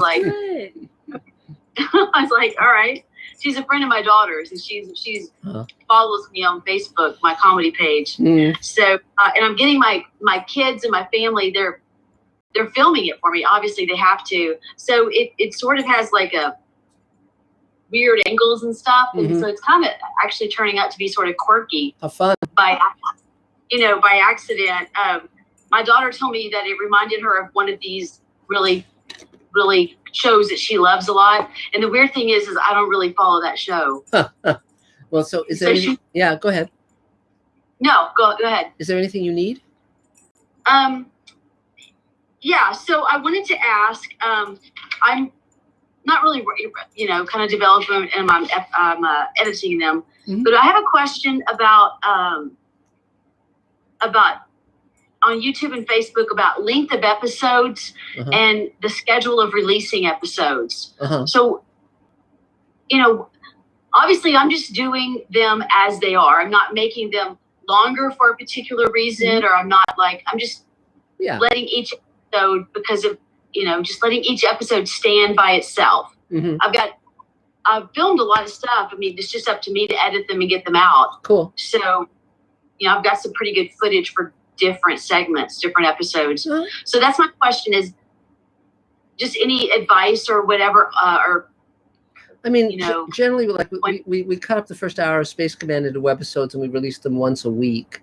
But I also am doing other kinds of content on Mr. Sci-Fi.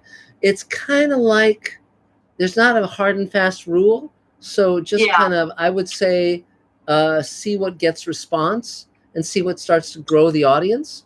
And because obviously if you put one out per day, that might be too much because, again, you'll burn through things really quickly. So, but it just depends on but also be very clear on what you're trying to accomplish. Oh, yeah, Adam, did you have a hand up? Go. If I may interject, for social media wise, what I've found is consistency is key. Now, if you're just doing YouTube and Facebook, length really doesn't matter. But for things like Instagram and TikTok, anything longer than a minute is going to get cut off. But what you can do with those is you can give like a 1 minute preview, like almost like a trailer of your slightly longer videos, and put those on Instagram and TikTok. Wow, that's great. I think it's a wonderful conceit to be a mediocre to bad cook housewife and trying to teach people to do it.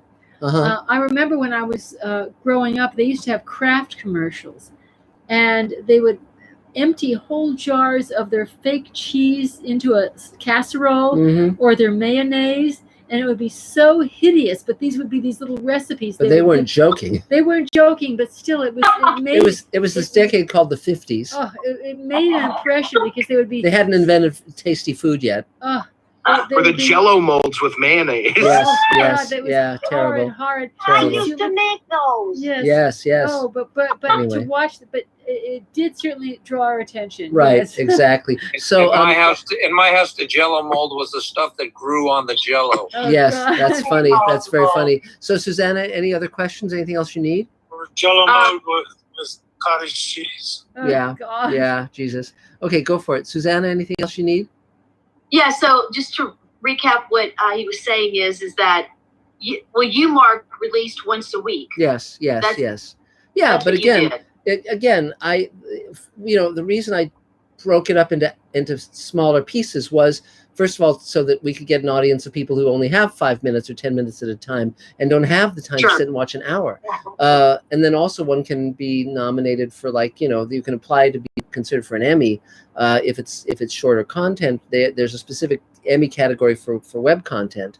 But, so again, it's like, but be clear on what you want to have happen, what your goal is. Because, again, most people just kind of do stuff and they don't know what they're trying to accomplish. And so it's very hard for them to target appropriately because they're kind of vague on why they're doing what they're doing. So just kind of get a little clarity around that, and that might help, because, again, if it's just to put something out and start getting an audience, that's fine. But just be clear on what you're doing and also target fan groups that are into what you're doing. In other words, if there are people who like comedy cooking shows or whatever, you can kind of focus on stuff and that helps kind of get people excited about it. Yeah, my goal is I mean, I've had and Michelle had a comment. Yeah, I was wondering whether this would be stuff that would be for either you or Susanna or whoever, if this would be something that would be suitable for Quibi.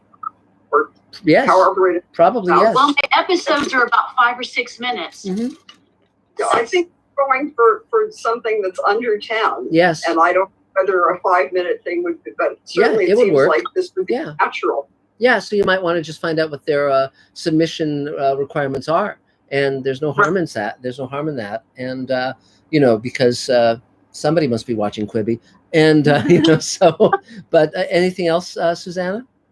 That's it. Thank you. Yay. So, Adam, are there other Mr. Sci-Fi questions? Yes, we've got another question from Baxter Cotton. Great. Who says, I really admire your collection of spacesuit toys and memorabilia. Thanks. Do you have an all-time favorite design? Wow.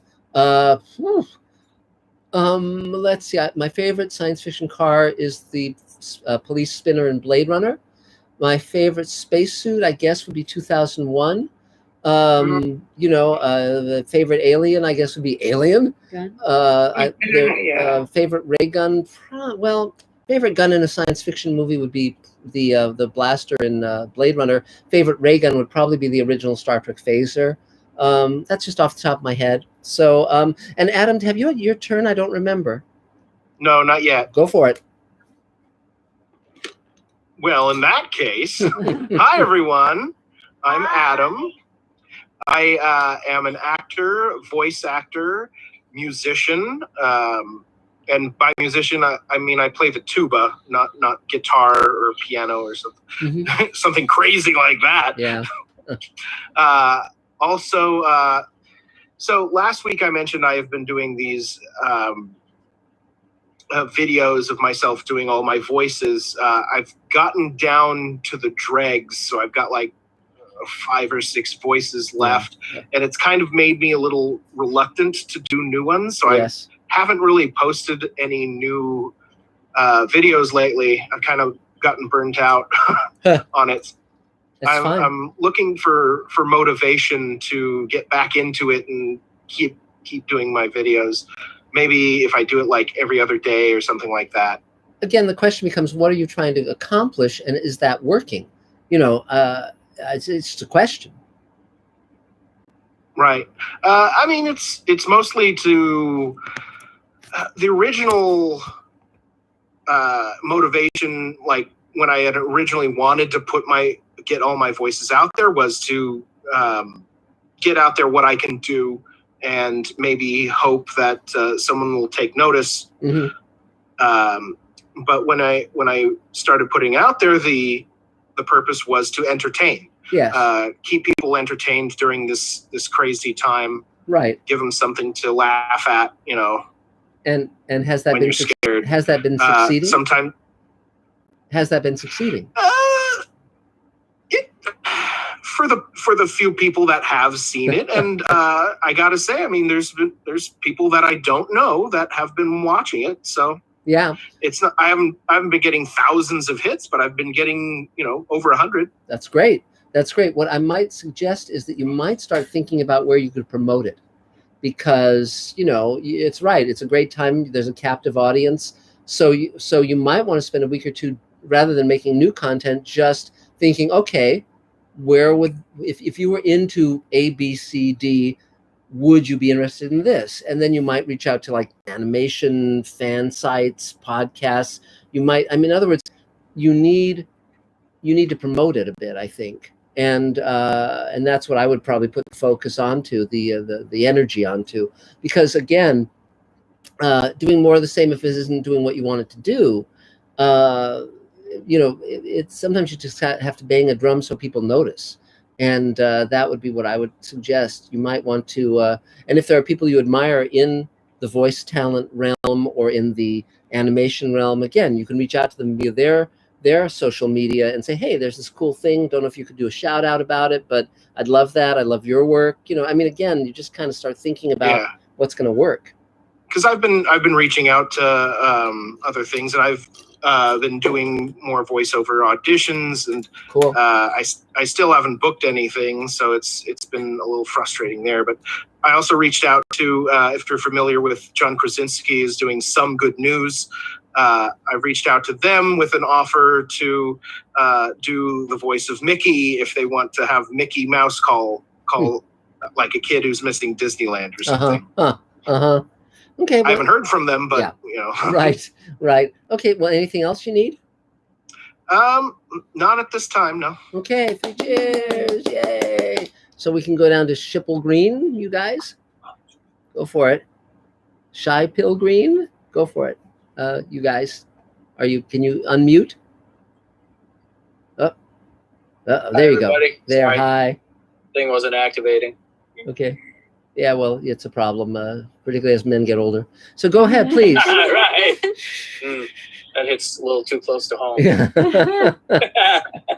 You look so comfy over there. Yes, it's nice. Yeah. It looks like it should be an HBO show. So please, please, This is how writing all day. yeah. So tell us about yourself and what you need.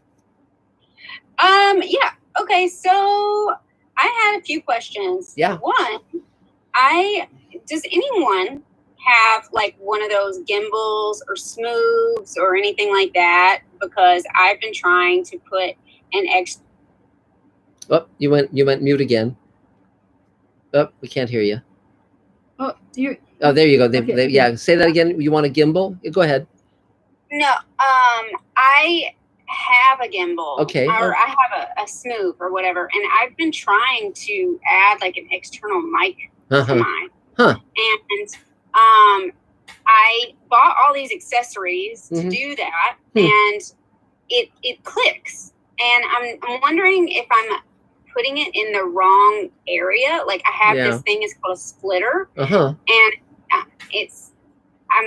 I'm plugging it into the lightning part, and I'm wondering, do I plug it into the lightning part, or do I plug it into the headphone part, or if I plug it into the headphone part, would that be the wrong one? I don't know. I don't know. Does anyone have advice? I would ask Mr. Google. Yeah. Yeah, I've been Googling that, and nothing I have comes no up. answer. Really? David Bartlett, are you online? Do you have any any experience with that? David? Can you describe it again? I wasn't quite following. The lightning is usually not the one to do it in. Yeah. Right, that's the power one, right? It's the higher speed, more modern Apple version of USB. Yeah. So that's not the place to put it. So you're trying to put the microphone. But then the other symbol is a headphones one, and Billy said that's definitely not the one because Well, remember, the headphone is also, if you plug in a headphone and you get a call, you can use the headphone to make a phone call. So obviously it's a microphone input as well. Yeah, see the headphone. Only if the headphones have a microphone on. Well, But yeah, but I mean, also- if they do, it works. Yeah, but also only if that headphone input has the microphone capability, because that's a different kind of plug. Yeah. You have to play with it. And I mean, if you want to send me a link or we can FaceTime it or something, I can help you figure it out. Okay. Great. That Okay. sounds great. What else? Yeah. My other question was,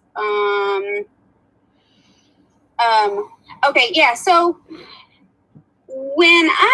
which you guys might not be able to help me with this, I was submitting the show before I ultimately decide, yes, we're going to shoot the second season of it. I was trying to submit it to a few places, and and I submitted multiple things, and I only heard back from a few places, and a few places I heard back from was like, you can only submit to, we don't take unsolicited. Right. Submit. So if you have an agent or attorney or whatever. Right. And the only attorney I've ever worked with is always hourly. So No, you don't want I don't that. know. That's going to kill you. Here's several different things you can do. Amongst the things you can do, if you have anyone in your family who's any kind of lawyer who could send stuff undercover, in other words, they could be a divorce lawyer, they could be a malpractice lawyer. They don't have to be an entertainment attorney. Secondly, there are very rigorous rules relating to how one can be an agent, but all you need to be a manager is a business license. So if you wanted to create your own management company, you could create a management company and get it listed on like IMDb or whatever, and it could be a management and production company, and then you could either create a pseudonym that would be you as the manager, or if you have a friend who's really good on the phone, you could have them as the manager, and it could be like imaginary management. And then you can submit. So that's another way of doing it. So Mark? Yes. You actually don't have to have a business license to be a manager. You only have to have a business license if you're going to have a checking account. Okay, great. So you just call yourself a manager and do that. There were actors I worked with where they were friends and roommates, and they would manage each other, and they would have fax machines and dedicated numbers and the whole thing, and it worked out really well. That's great. That's great. You just can't negotiate contracts. Yeah, I wouldn't have a dedicated fax machine anymore, frankly. Not anymore, not so much. Or a Morse code key, that's really not needed either. Going back in time a little bit there. Yeah, exactly. There are attorneys Smoke at signals. the table. Yes. If you can get someone really interested in your project. Yeah, but it's hard.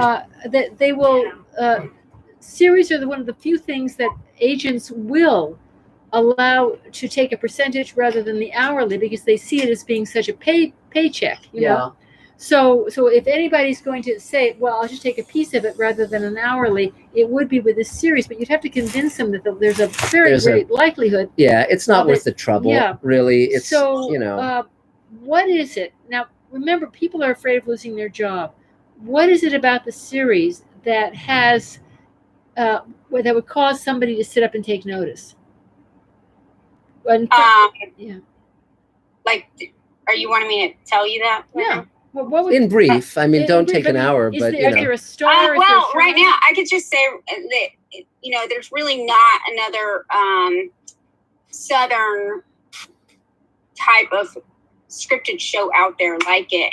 And Middle America really needs it. They really want a show for themselves to watch. And Duck Dynasty was one of the top shows watched around the world when it was on. Yes. And it's a scripted type of show like Duck Dynasty, and Tiger King is one of the top shows out there now. Right. And it's similar to that, but it's scripted. Okay. So, I mean, there's several different ways to do this. I mean, you could reach out to the company that did Duck Dynasty and see if they wanted to attach. See, the challenge is this: the people in power, the people with the power to say yes, don't know who the hell you are. And they are enormously under siege by every person in the universe who thinks they've got a great idea for a TV show. So so when they ask you, when they say, do you have an agent or an attorney? That's the way they get rid of most people. Because if you can't even get an agent or an attorney to believe in your project, why on earth should they pay attention to it? Why on earth should they even look at it? So it's not, they don't really give a shit if you have an agent or attorney. They're just trying to winnow things down so that they don't have an impossible number of submissions. So the trick with that is you can say, okay, if someone's had success with this kind of material before, maybe they would be the company to attach to this to walk me into the buyers. That's one way of doing it. Another way of doing it is saying, okay, who is the executive on Duck Dynasty? Which network aired Duck Dynasty? You know, are they at home right now, one with nothing to do? Are they still at that network, or have they formed a production company? In other words, you have, you know, do your homework and figure out, you need an advocate. I mean, and I don't mean a lawyer. I mean, you need the person that they already know and trust who can walk it in for you. It's absolutely how it works. It's already had a success. So the only two ways is either you ally with someone who's already had a success, where they feel comfortable. Yeah. And because it doesn't matter that you know the audience, they don't know the audience. They trust these people, these go-betweens. Mm-hmm. Or you have an audience of millions and millions of people, and you're able to get the press going, and they come to you. Mm-hmm. Yeah. Any other questions? Oh, yeah. Go ahead. Yeah. Billy reminded me of something, because the people I was initially pitching it to before I got sick, and because I had cancer as well, but I was pitching it in LA. Yes. And, you know, Trump became president, and, you know, they don't want to hear anything about Middle America. Yeah. They don't want that show.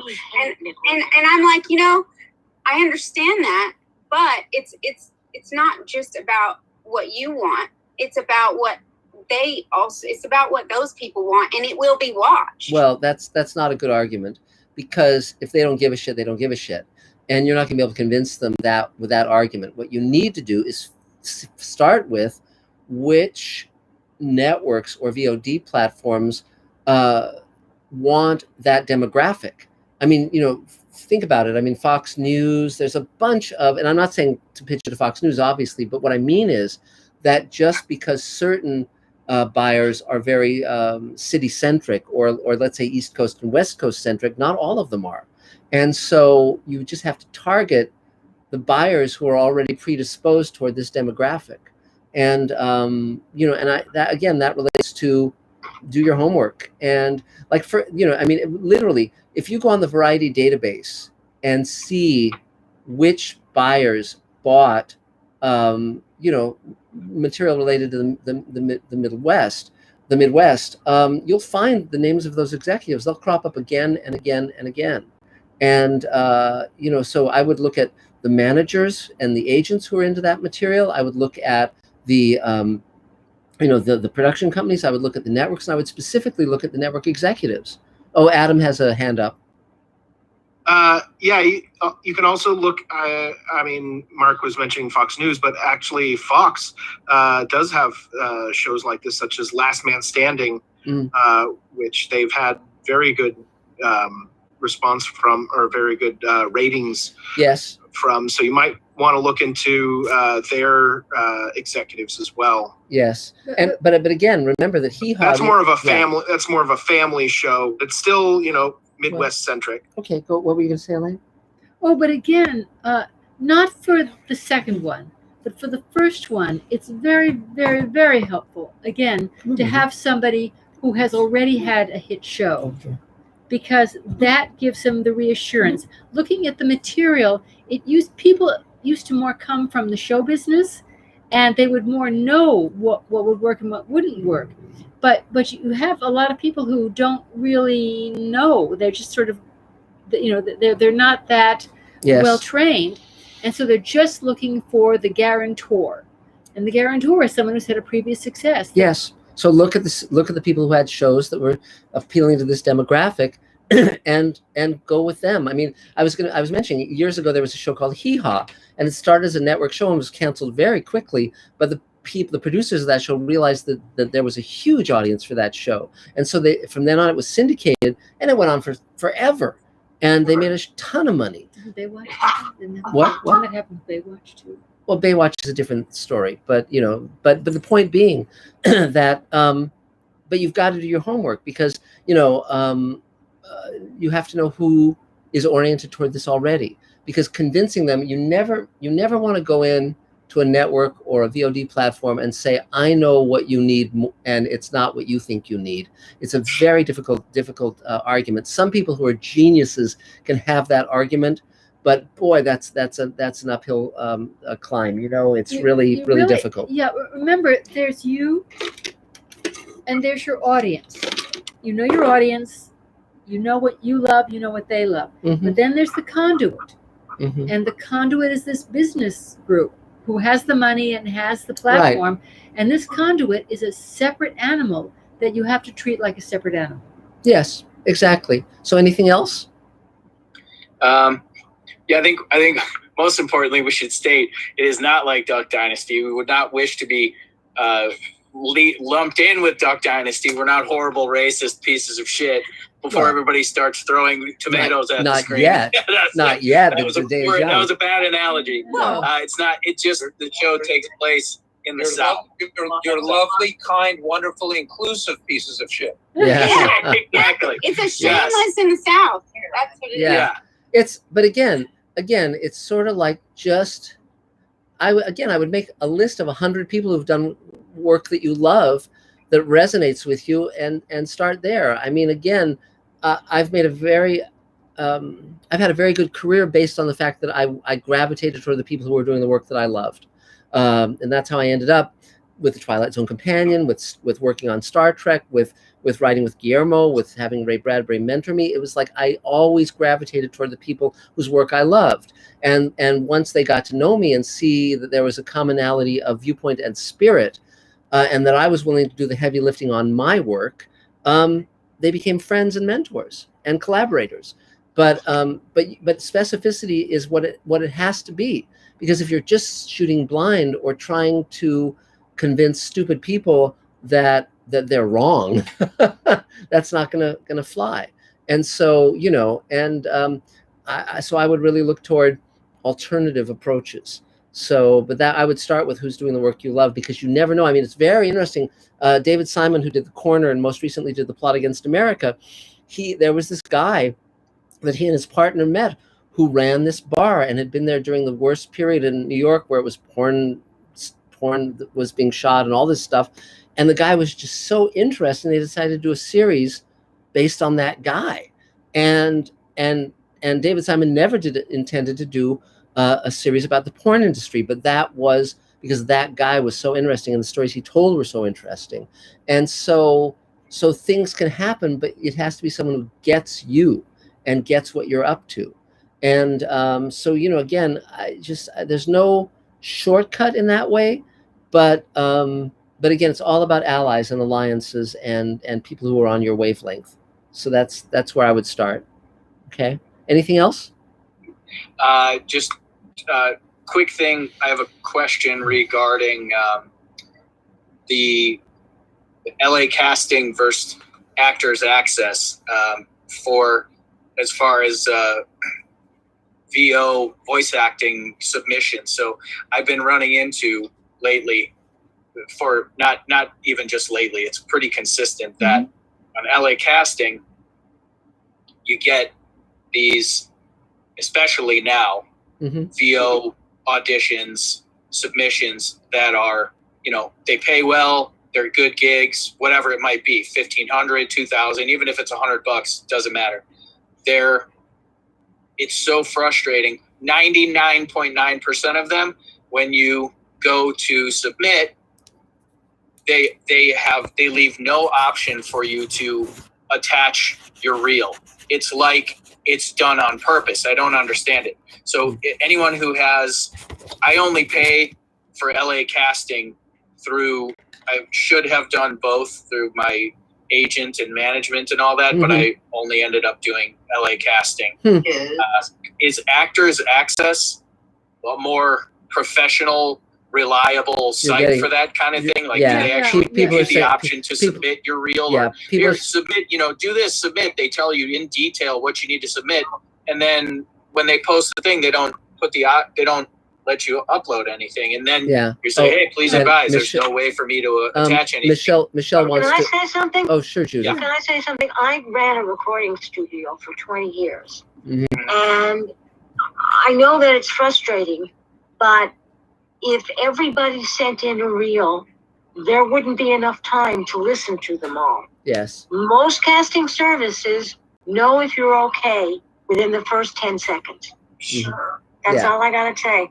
Yeah. Well, right. And I 100% agree, but they won't allow you to even give the first 10 seconds to make a judgment. There is no... No, I'm talking about in the audition. Yeah.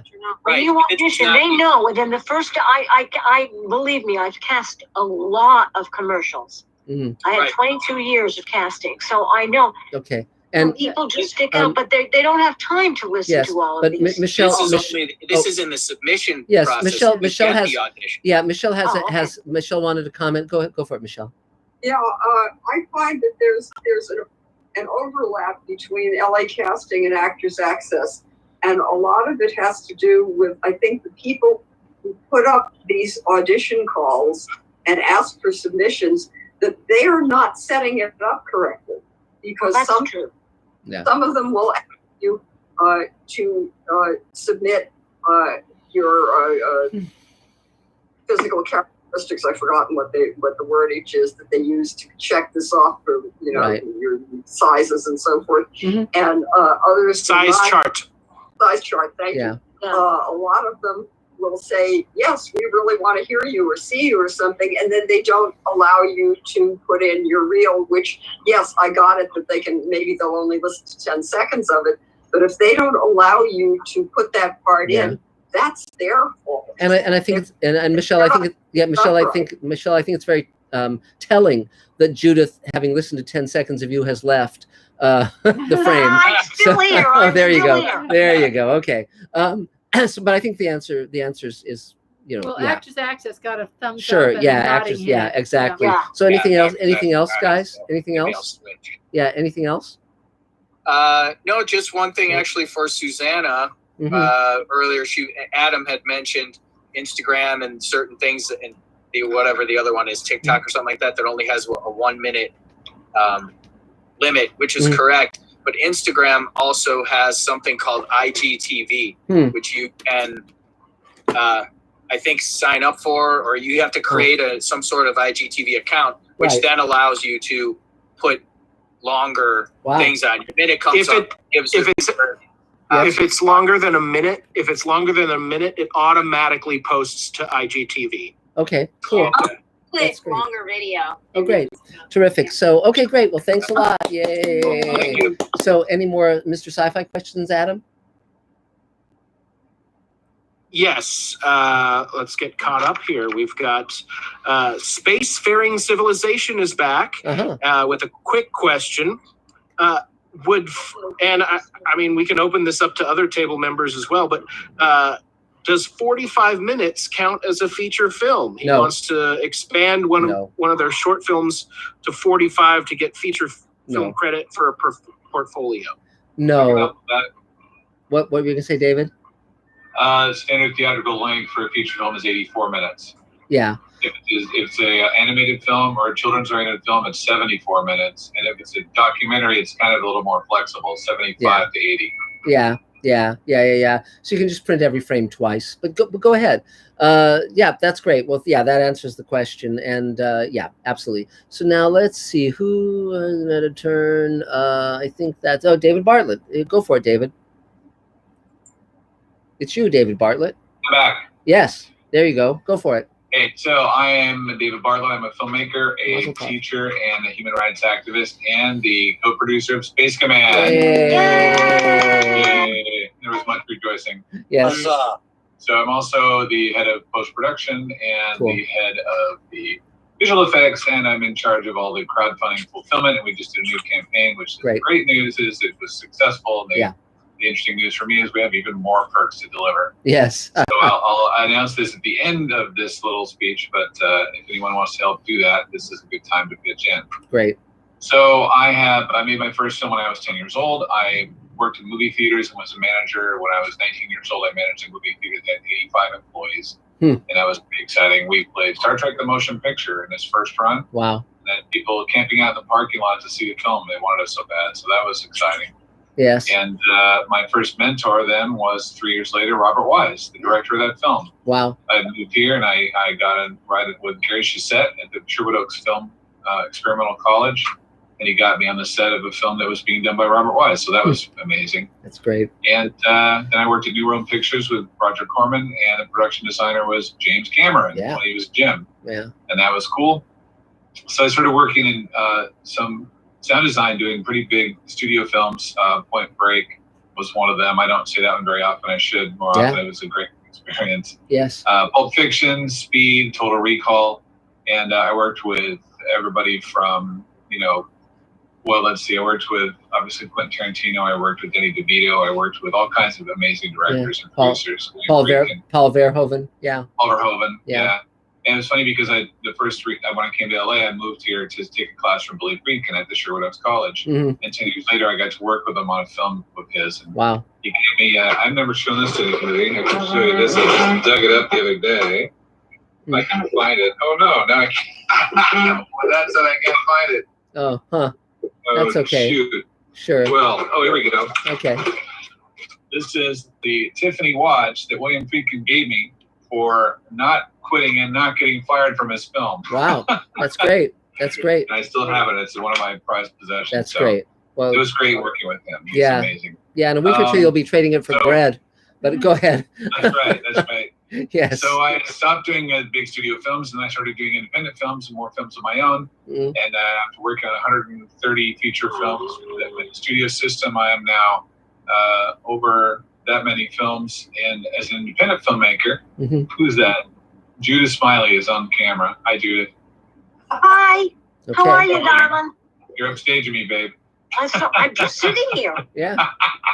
Keep Fair going. enough. Yeah. All right. So anyway, now I've done over 64 film festival awards as an independent filmmaker. I just got 2 more last week, so that was cool.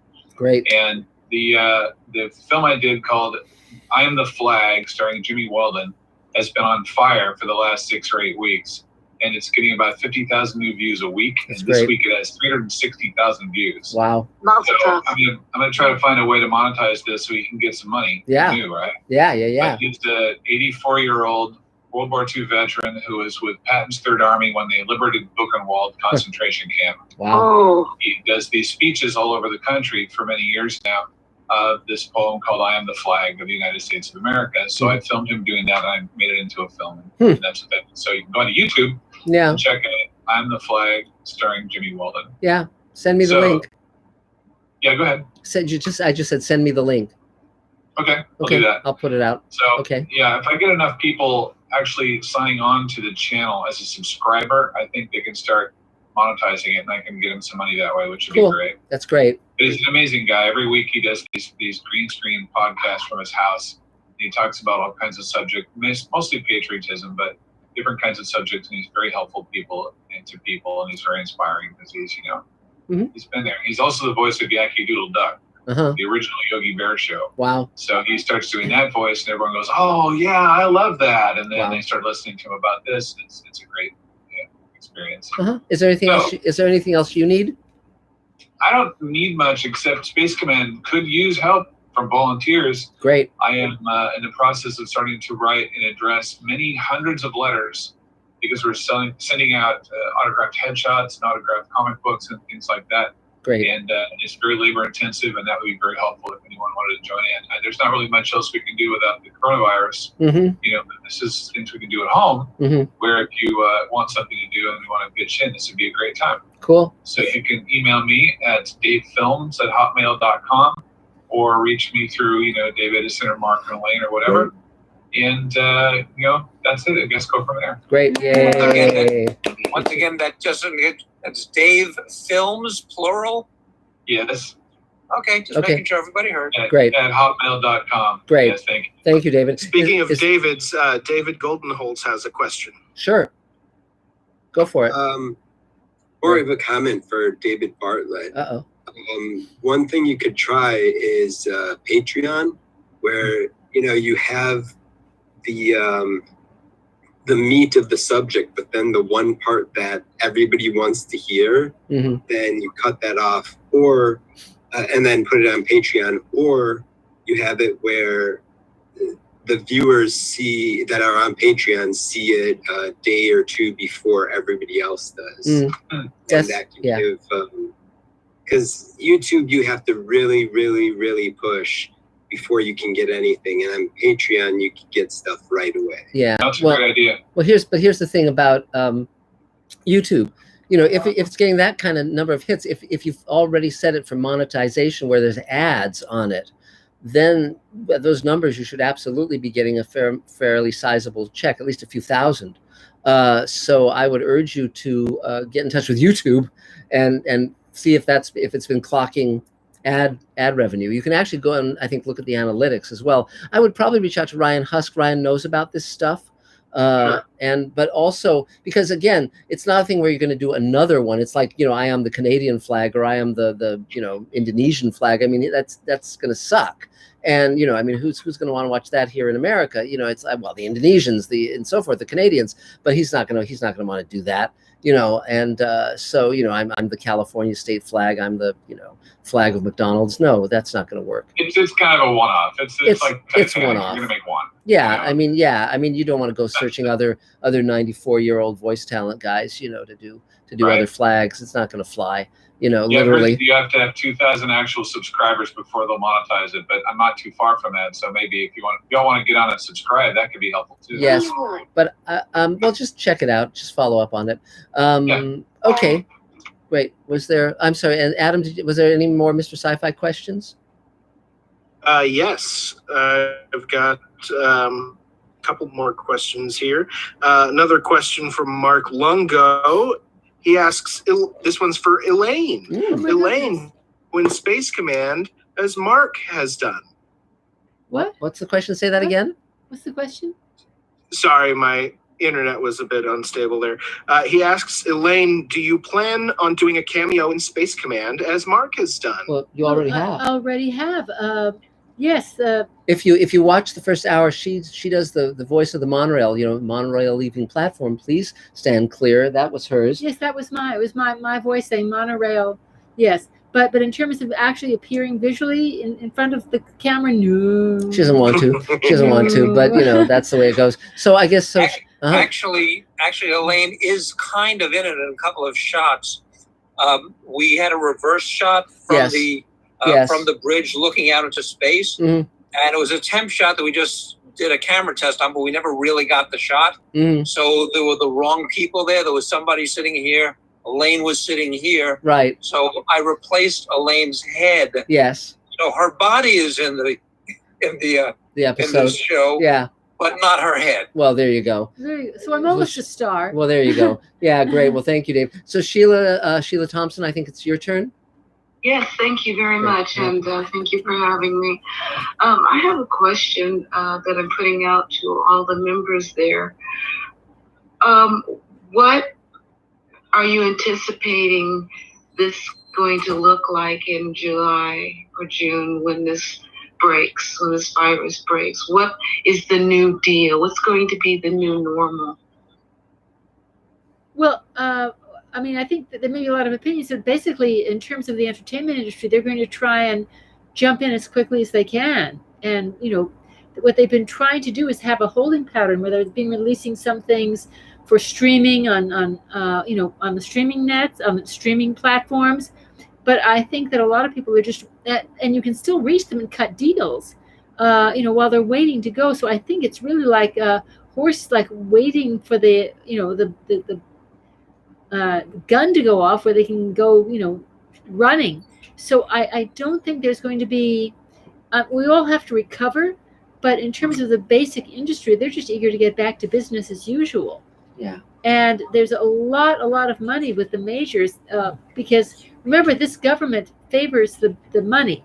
Yeah. And whereas the little guys are having a tremendous struggle, the big guys, I think, will want to just resume business as usual.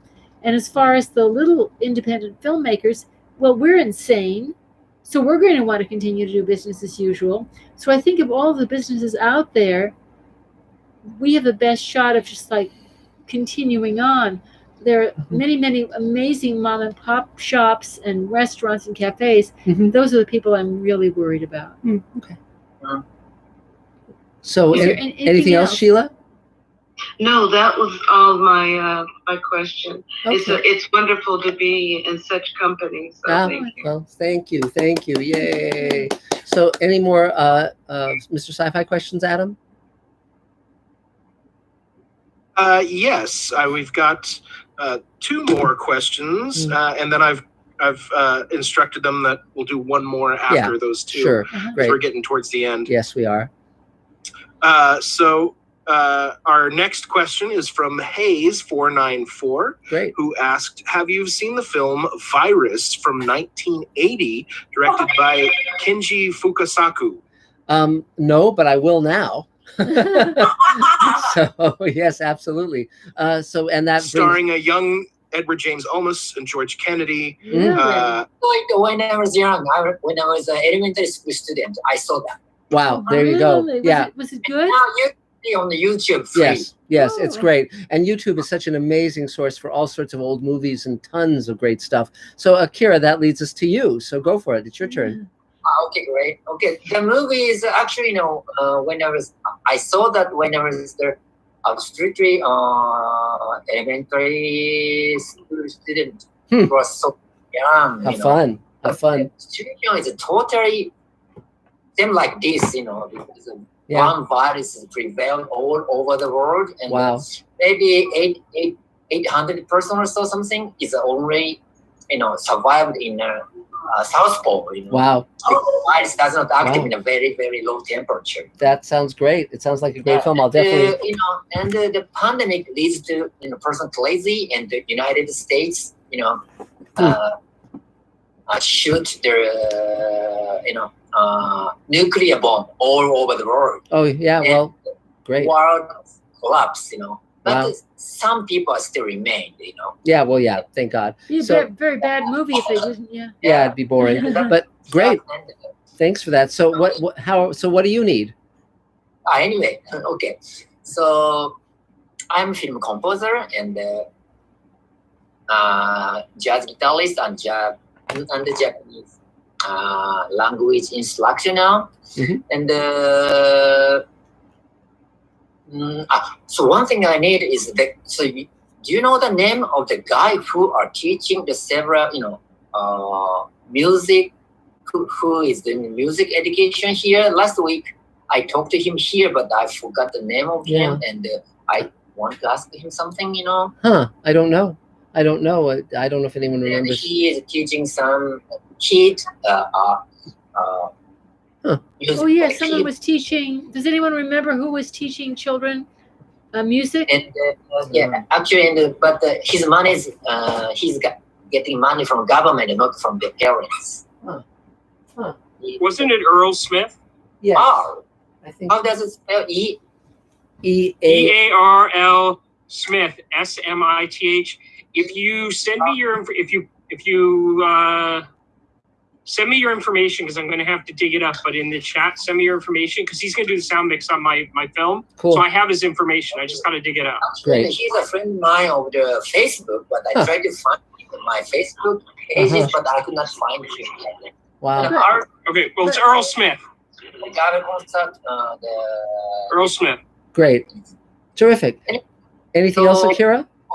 It's just, not much right now. Just I want to, introduce myself. I'm a film composer and focusing on the horror film, Great. Teaching Japanese and teaching literature. That's all so far. Okay. Okay, great. And Judith, I think we might be getting. You might need to. Oh, I'm sorry. I'm talking to myself. I'll put myself on mute. Yes. Okay. Great. Thanks. But yes, a lot. But contact Mark and he'll get you the What? the detail. Oh, Mark Agushwitz. Yes. Yes. So great, terrific. So okay, yay. So is there a last Mr. Sci-Fi question, Adam? Yes, we've got another one from. This one's from Sir Random, who asks, are we moving into an era where all drama will need to incorporate social distancing to reflect reality?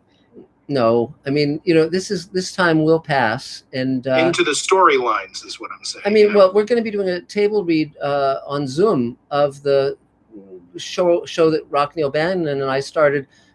We're creating together. He created Farscape, Alien Nation, Defiance, Sequest, and is executive producer on Evil on CBS. And we're creating a show called Sweet Haven about a virus that kills everyone under 60. And we actually came up with that about a year ago. And so it's very prescient in its way.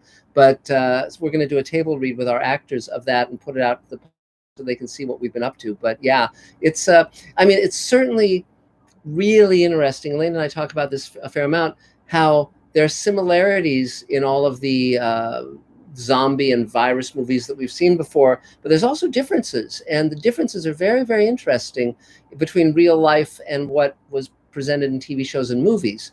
And so I think you will get a more informed viewpoint from the writers and directors and producers and actors. So I think there will certainly be stuff written about all of this, both fiction and nonfiction. But I don't think it's going to dominate the films. No, because people won't want to watch this much. No, they've lived it. Yeah. I mean, it's nice. The amount of courage that individuals have shown is terrific. Right. But it doesn't make for good drama for people to say I love you" from separate apartments. Well, yeah, I guess. But okay, great. So thanks. So let's see. So is there anyone else who hasn't had a turn? I'm just looking. Anybody else? I don't see anyone else there. So I guess it's Elaine's turn. Go for it, Elaine. Oh, I forgot. Elaine. Oh, yes. Yay. Nothing new from last time. Just plugging away very, very busily. Yes. So we're juggling multiple projects, which is great. We both feel extremely lucky to be in a position where so much can be done remotely, where we can write and also put it together remotely, and that we know so many really, really good sports who will help us through this thing. And so we feel very fortunate. Some people have been hit in much harder ways. Yeah. Which is challenging, where they're actually losing their businesses and but yeah, right now we're feeling very, very fortunate. It's great to be able to have some socialization. Yeah.